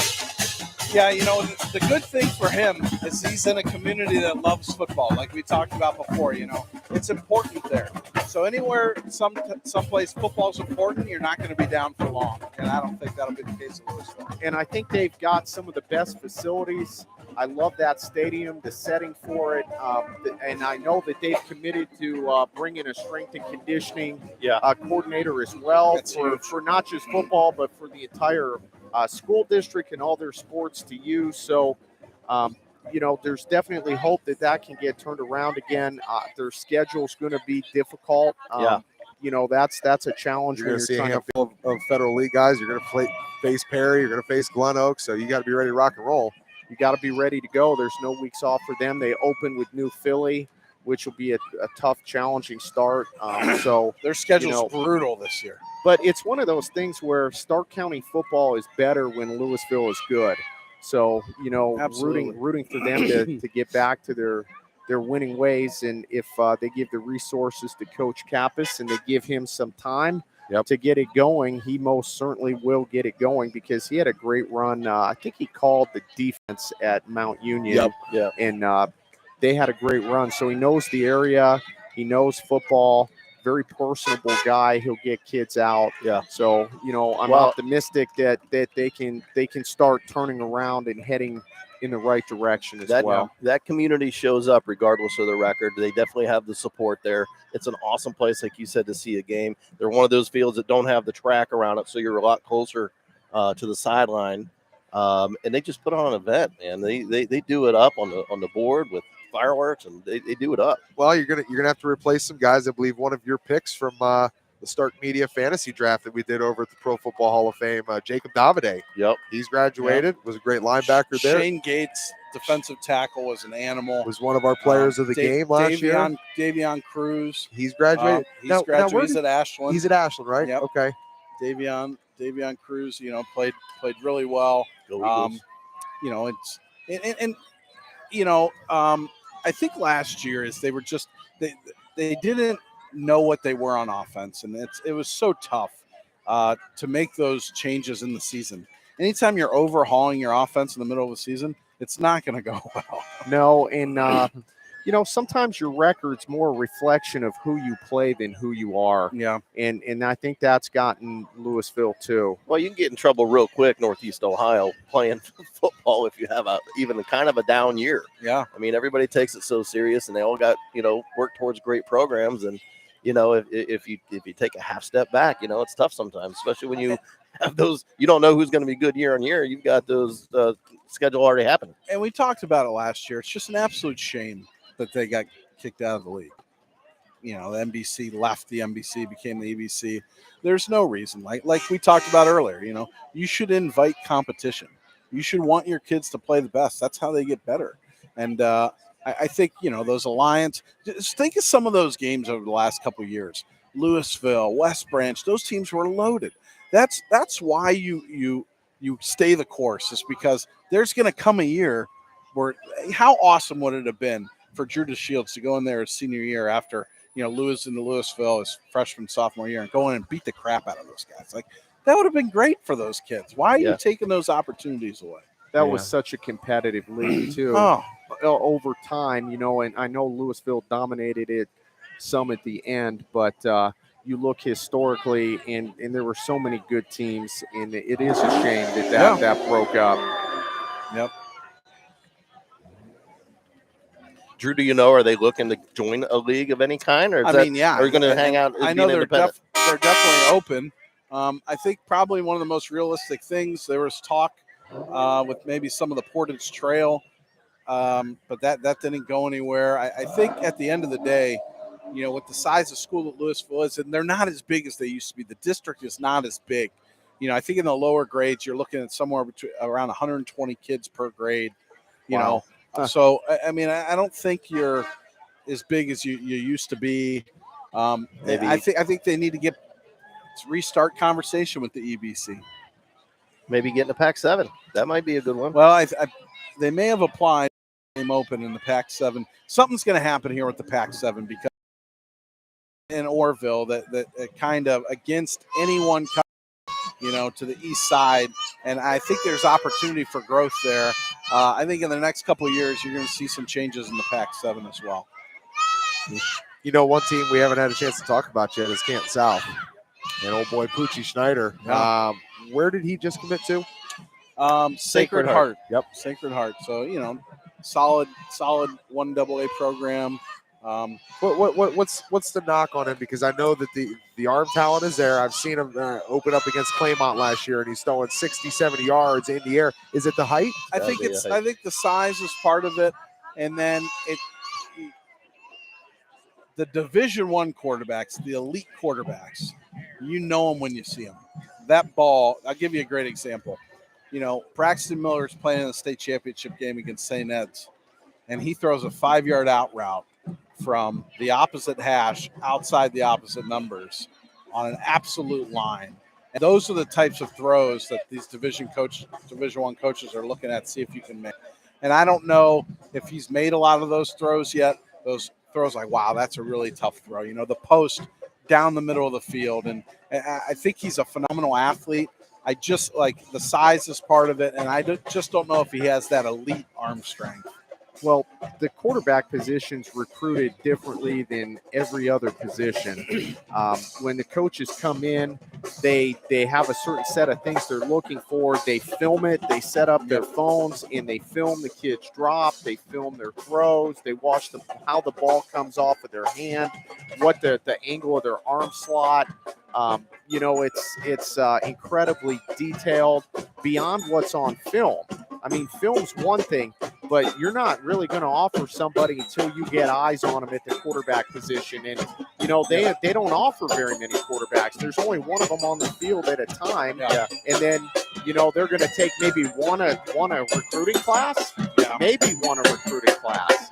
So, it's just very difficult to get that, Division I offer. Extremely difficult. And an example of the type of things they look for. You're a high school quarterback. You may have to hitch up twice to throw that 60-yard pass. Guys that can get to the back of their drop and let it rip. Yep. That's what we talk about, that elite arm strength. And when you talk about someone like Brendan Zerbrug, he's got that. Yeah. I mean, that ball gets out there. Another thing, when they're throwing the quick stuff, the bubbles, you don't want any air about that. He turns his hips and boom, it's there. You know? How quick the release is. Yep. If they have a long throwing motion, that's going to turn them off from investing that one scholarship that they're going to give to a quarterback that year.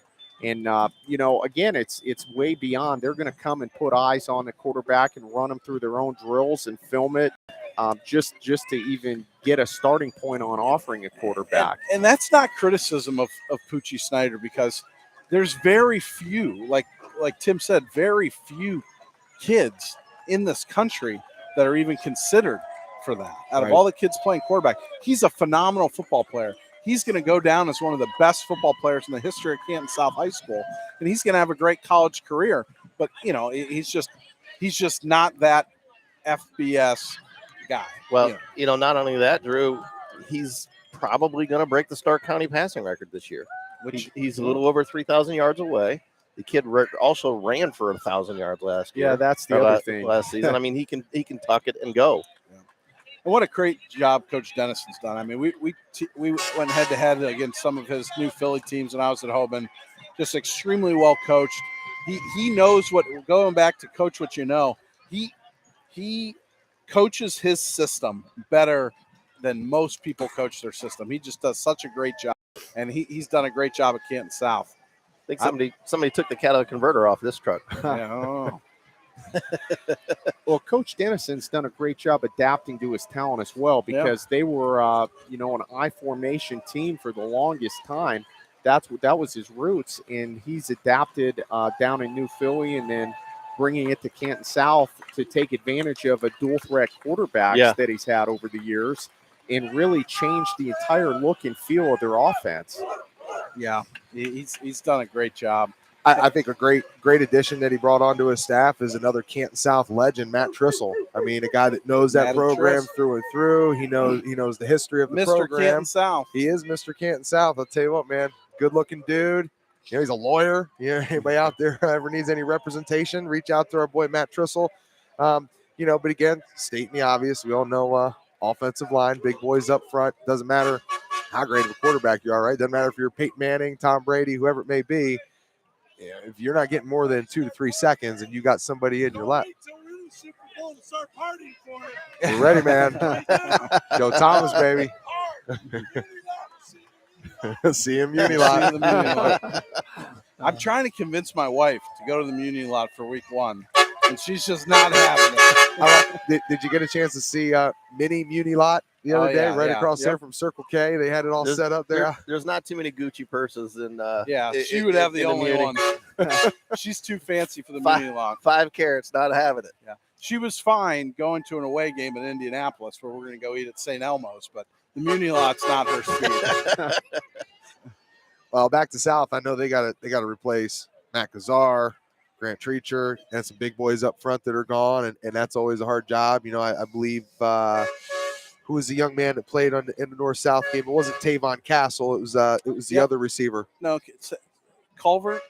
I believe that's it. One of those. One of them was a two great freshman, receivers last year, and then yes, you're talking about the running back Zion Culver, right? That's right. Yeah. Started as a freshman last year, played well. The deal, man. You got to have some guys up there that give you a little bit of time, keep you upright, let things unfold. They've got to be the overwhelming favorite in the pack. I agree with that. I agree. mean, Northwest loses their entire 5 starting linemen. They lose Maraglia at running back.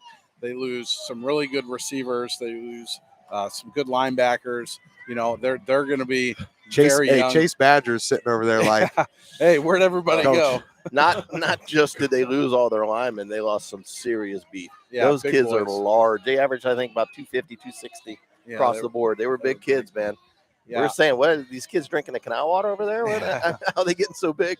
CVCA, well, they've got Schneider coming back, right? And he'll be decent for him. But I just think Snyder graduated. Snyder graduated. So I mean, actually, CVCA, the only thing they got to replace is quarterback and running back.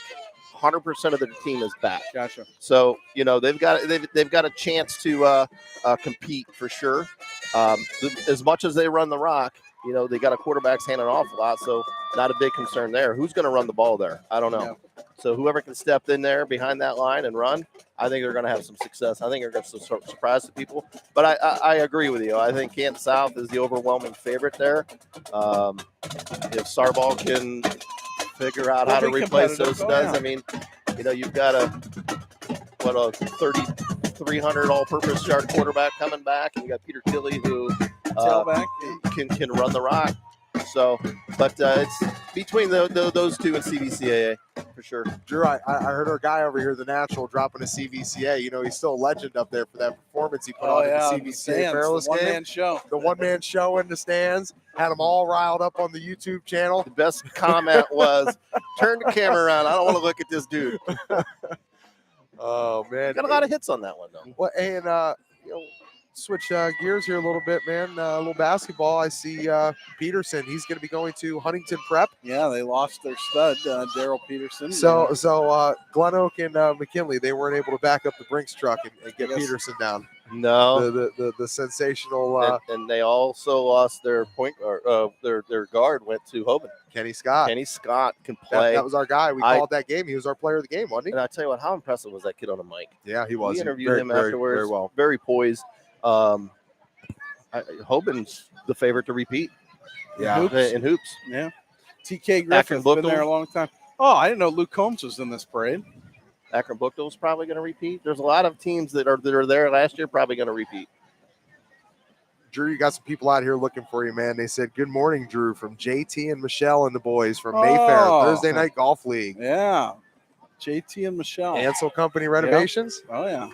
The Ansels. Happy anniversary belated to them. There's Michelle's son, Hayden, works for the Hall. So he's been very busy this week. No doubt, man. I'll tell you what, they built up all year for it. And we were talking to them last week, had a chance to talk to Rich DeRozier, as he said, we just got out of a meeting where we're already talking about the class for 2024, and we haven't even gotten to 2023 here yet last night before they gave the jackets out. So it's they were kind of going through the senior selections, kind of getting some narrowing some things down there. Art Modell didn't make the cut, did he? No, he did not. not. What a shame. No. Clay Matthews did. Clay Matthews is still on the board. My guy Mike Ken, he didn't make it.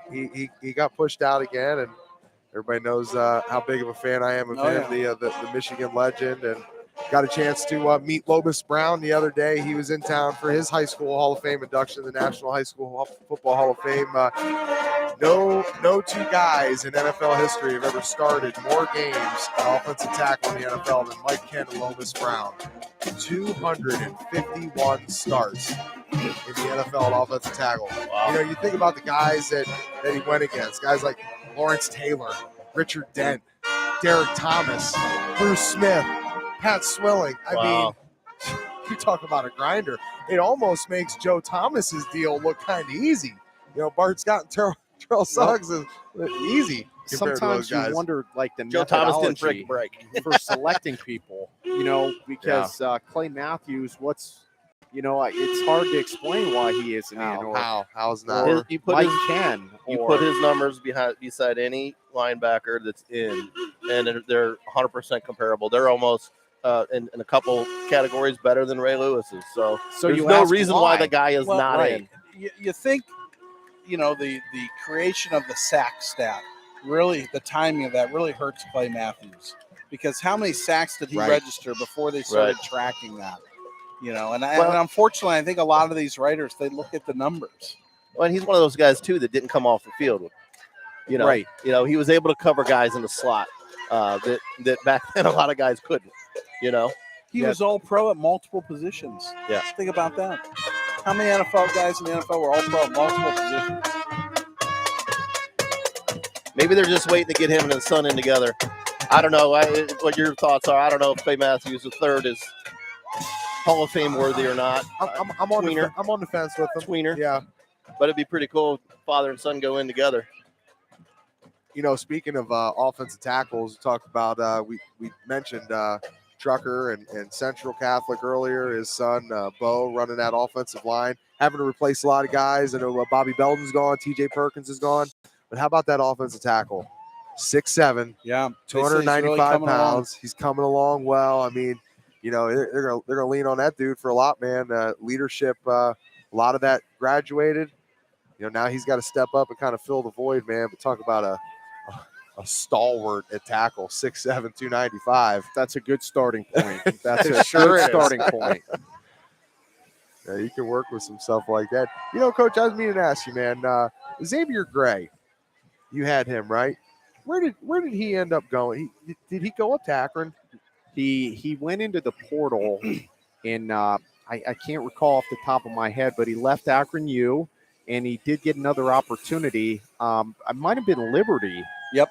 Liberty, That's where where he ended up. So- I thought that was one of the better stories of the last Oh. 10 years in the area, how he transformed his body and put himself in a position where one year it was like you can only go so many plays before you're gassed. And well, it's something you might never see again. yeah, Because he was up pushing 500 pounds. Whew. And it was, we were worried to put him out there very long. yeah. Because that's just a lot of weight to carry, even though he had a nice big frame. And, he had lost his dad when he was younger, and he just decided that he didn't want to go down that same route. He was starting to have health problems at a young age, at 16 years old. In his junior year, he got himself into a position where we could use him as a situational nose tackle, depending on the scheme or the down and distance. And he played great in the playoffs over at Euclid. He probably led us in tackles.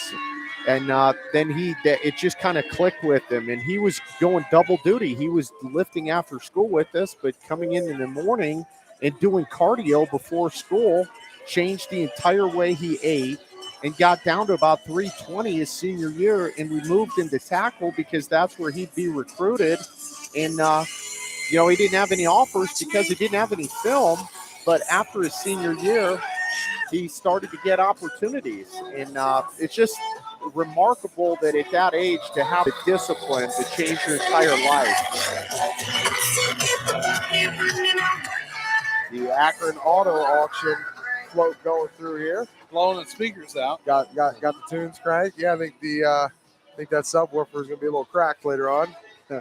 Yeah, you mentioned that discipline to be able to eat the right things, and things that always seem to taste really good typically aren't probably the greatest for you. Preaching to the choir there. I asked him, I'm like, how have you changed your eating habits? And he said that his mother would get up on Monday, and they would kind of game plan the entire week of meal prep of what they were eating. So looking forward to seeing what he does at Liberty. Ralph Lee, the old McKinley Bulldog, coming down, holds the record still for career assists at Xavier University. Fun fact there. Look at Wow. Canton's own. Look at that. How'd you pull that one out, Drew? You weren't expecting Good that, were you? Lord. He told me a few times. He let you know, huh? Yeah, Xavier Gray, one of my good friends, Matt White, not the Matt White you know, but coach is the offensive coordinator at Southern Utah, and they were looking at him in the portal. They're really impressed. So he's done a great job. Well, it's a whole different landscape now with the portal, isn't it? I mean, you know, I did a Walsh basketball game last year preseason, and there was a team from St. Louis. They had 13 kids on the squad for hoops, and only one kid returned from last season. The other 12 were transfers. You know, It's a lot to manage. That's incredible. No names here. I don't want to put them on blast to get them some backlash, but I talked to a MAC defensive line coach last year in December, and he said, with the portal now, we may look like we're recruiting a bunch of high school kids, but we're only going to take 7 to 9 high school kids every year. A MAC coach, local. Yeah. Here. Wow. Said that, you know, you just you can build your squad and be better through the portal than you can through recruiting these kids and letting them sit for 2 they're on a years. short leash. They need to win now, a lot of these guys. And those dudes are a little bit more ready to go. You know, they've seen it. They've got a taste of it. They know what it's like to be at that level. And, you know, Drew, we're going to get a chance to call some Walsh Cavalier football games this fall. And speaking of the portal, you know, I had a chance to sit down with Coach Fankhauser and everybody tuning in here on our Stark Media Team YouTube channel. You can go back and check that out. We've done about 4 or 5 episodes with a couple of different coaches over there. New athletic director Nate Cochran, Christina Payon. They do a phenomenal job over there. But Coach Fank, you know, one of the hardest things to deal with, right? You guys are offensive-minded coaches. You know, you lose your quarterback about 2 or 3 weeks before training camp. Yeah. They brought in Trevor Van Horn, got him to transfer up from Bluefield State. We all know Trevor around the area. You know, they remember him well over in Massillon. You know, Trevor just he's got that. He's got the stance in the pocket. He's got the height. He's got the moxie. The guy's kind of lead. He can run a little bit. He can run a little bit. He's got all those tools, and he ends up hurting his knee running his conditioning test. So Coach Fank all of a sudden is like, you know what? I got to dig into the portal here. You know, they got a guy, it looks like will be the starter who's already on the team, Amari Jenkins. I believe he's from down in the Columbus area. Yep. I believe maybe Kaufman. He's kind of going to be the starter, but he had to jump into the portal real quick and start offering some guys. You know, and he thought he had one locked up, and then, you know, you get UMass comes in and maybe offers, you know, so instantly that kid is going to want to play D1 ball over D2 ball. You know, I can't blame that kid for that, but, you know, the portal's there to be able to help in situations like that, but you're also going to be bringing in a guy real quick within like a week or two that you probably don't really know a whole lot about. You don't know how he's going to fit in with the rest of the dudes in the locker room. So you're behind. You feel like you're behind or trying to play catch up before the season even starts. Man, that's a nasty feeling. It's a nasty feeling. Yeah, a lot of sleepless nights, and like you said, with the quarterback position, there's so many chemistry issues and, you know, bonding you have to build with your teammates, and there's very little to no time to do any of that. You may have to revamp part of your playbook too. Well, and look at what we've talked about with programs and how you build it and how you build it over time. And then you got people starting in the program and going through the program. You learn to trust each other. You know, TJ here at Ohio State, right? There wasn't really a transfer portal then. Nope. You guys rolled in as freshmen. Some guys got redshirted. They were in the system. They understood how it worked. And they were in that program, and it helped them to develop in that program. If you were transferring, you were sitting a year. Or you were going down. Yep. You were going down to Division II or 1AA. We had a guy who was the Division I Defensive Player of the Year, John Kerr from St. Ignatius. And John went to Indiana. He didn't get the offer that he wanted from Ohio State. We brought in a ton of great linebackers led by Mike DeAndrea and Stan White, Bobby Carpenter. A.J. Hawk was at the tail end of that group with Troy Smith. They put me somewhere in the middle. I don't know. We figured it out, though. But, you know, we had a bunch of great linebackers that came in, and John Kerr got overlooked. So he went to Indiana, starts as a true freshman. Maurice Clarke starts for us as a true freshman. John has like 20-some tackles against us. And you know what? He wanted to be a Buckeye. So he finally just said, you know what? I'm going to transfer. Transferring inside of the Big Ten, you sit 2 years. Yeah, back then, yeah. And that's like, man, you're giving up 2 years of eligibility, dude, you know, just to be able to get that one final year. And you know what? Sure enough, came and started our senior year in 2006 and helped get us to the national championship game. Didn't correct me if I'm wrong, didn't A.J. Hawk walk on? No, AJ had, I believe, 2 or 3 major knee surgeries when he was down there at Centerville. And it was kind of a long. People were worried. Do you want to take a shot on? Do we want to give a scholarship to a guy that might be a guy that's just going to continuously have these knee problems? If you already did it 3 times, you know what's really going on inside of there? Is this just is your career kind of going the wrong direction? Well, obviously, worked out all right for him. Yeah. I think all-time leading tackler in Packers history, and 2 or 3 time All-American. But yeah, he was at the bottom of the barrel. We took 25 guys in that recruiting class. Number 24 was AJ Hawk. Number 25 was Troy Smith. Wow. You know, Coach Tress had. Coach Tress, I believe, made some comments to the Zwick family that he was going to be the only quarterback that he was going to bring in that year. So they put that special title next to Troy Smith's name called athlete. You know, I was looking through some of the records and stuff like that yesterday. Didn't realize Katzenmoyer won Mr. Ohio as a linebacker. How do you do that? Yeah, yep, out of Westerville. He was a freak.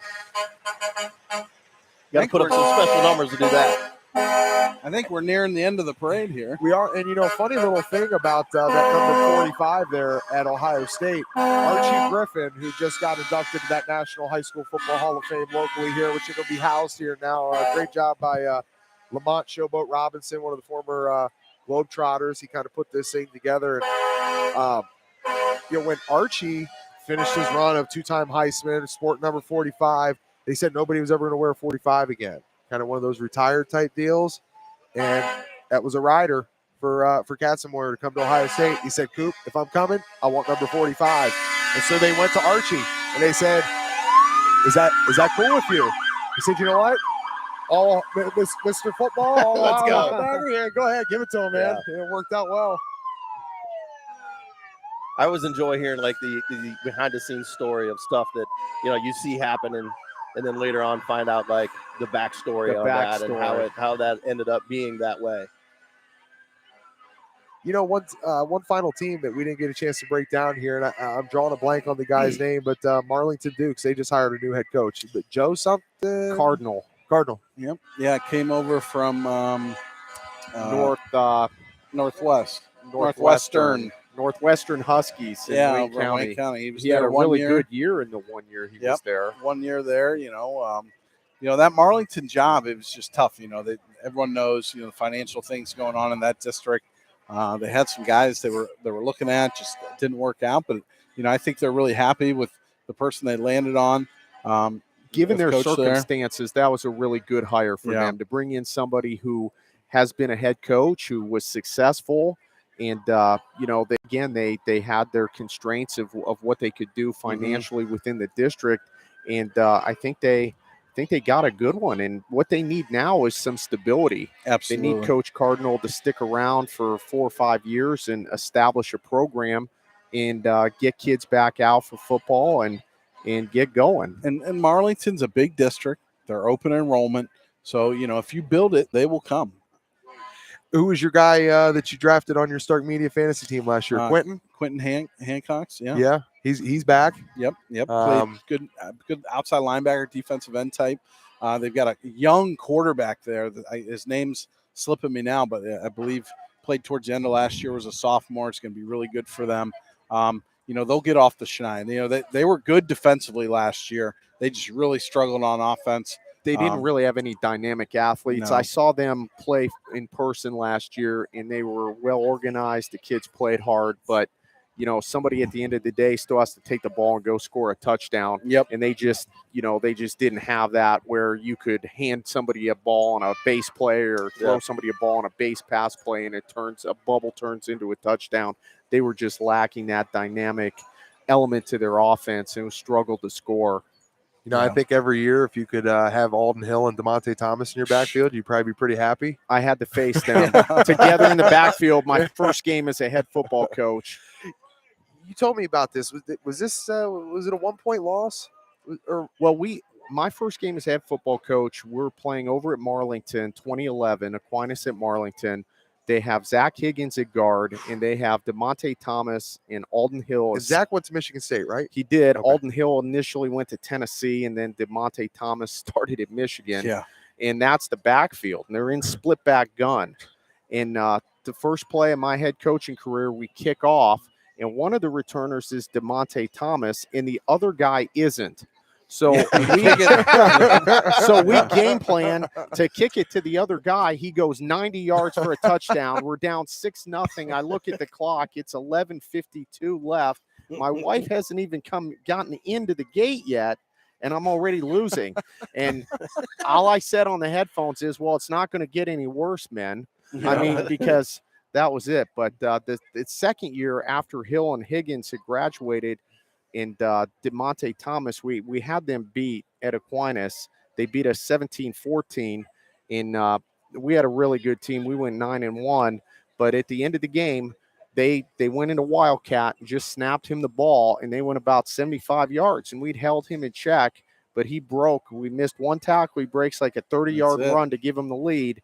And I mean, talk about one of the best players I've ever had to face, because as good as he was running the football, he was better playing this hybrid safety middle linebacker for him. That you couldn't account for him in the blocking scheme. You could not, because they played him so deep. He was lined up over the center. They played him about 8-9 yards deep, and he must have made 20 tackles. He made every tackle. Yeah, I mean, you couldn't coach. Are we counting him? Are we not counting him? Well, heck, somebody ought to block their best player.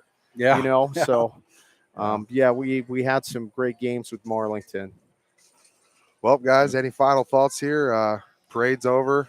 On to the next one. Right now, it's time for some enshrinement speeches this afternoon. But as always, this is, I believe, they say this is one of the 5 longest parades in the country. Wow. And I mean, the turnout was unbelievable. You know, I mean, we're in a short section here, but there are people 3-4 rows deep. And people were into it. They were cheering. It was loud. People were on their feet. This is the best time of the year. Yeah. With the Hall of Fame festivities in high school football getting ready to kick off. Every team in Stark County right now has hope. The Browns even have hope right now. Yeah. And it's time to get some scrimmages going and get after this season. Yep. You know, the only thing we miss, though, $100 bills coming from Edgar and James flying out the car. He ran out of them pretty quick, I think. Right. You know, probably learned to hang on to his chickens now. So like you said, 12 days away, high school football season. Yep. We've got 99.7 FM. We've got Rock 106.9. We've got the website stream and the YouTube video game of the week. A lot of coverage. It'll be a busy football season coming up, and we're all looking forward to it. So we're going to go ahead and shut things down here from the Pro Football Hall of Fame Grand Parade. For Jeff Tyler, Drew Sarachman, Tim Budd, appreciate you guys joining me, TJ Downing, and we'll be back here soon, man. I'll tell you, 12 days, under 2 weeks. We'll be rocking and rolling, man. Special shout out again to Hilscher Clarke Electric Company, Conleys Garage, all of our great sponsors here at Stark Media, McNeil & Sons Tree Service, C.H. Vallis & Associates, H&H Truck Parts, finallyhereohio.com, Simon Says Promotion, Spirit of Stark. I know I'm missing a couple, but you know what? I'll tell you what, we've had a great time here today, so we're just going to keep it rolling, man. So, all right, guys, shutting it down here. Great job today, as always. Appreciate everybody tuning into us here on the Stark Media Team YouTube channel, breaking down high school football. You'll get more from us here in just a few short days. So enjoy those scrimmages. Enjoy the rest of summer, man. School's back. Natural. Let's School's go. back in session, man. Let's go. All right, guys. Have a great weekend, everyone.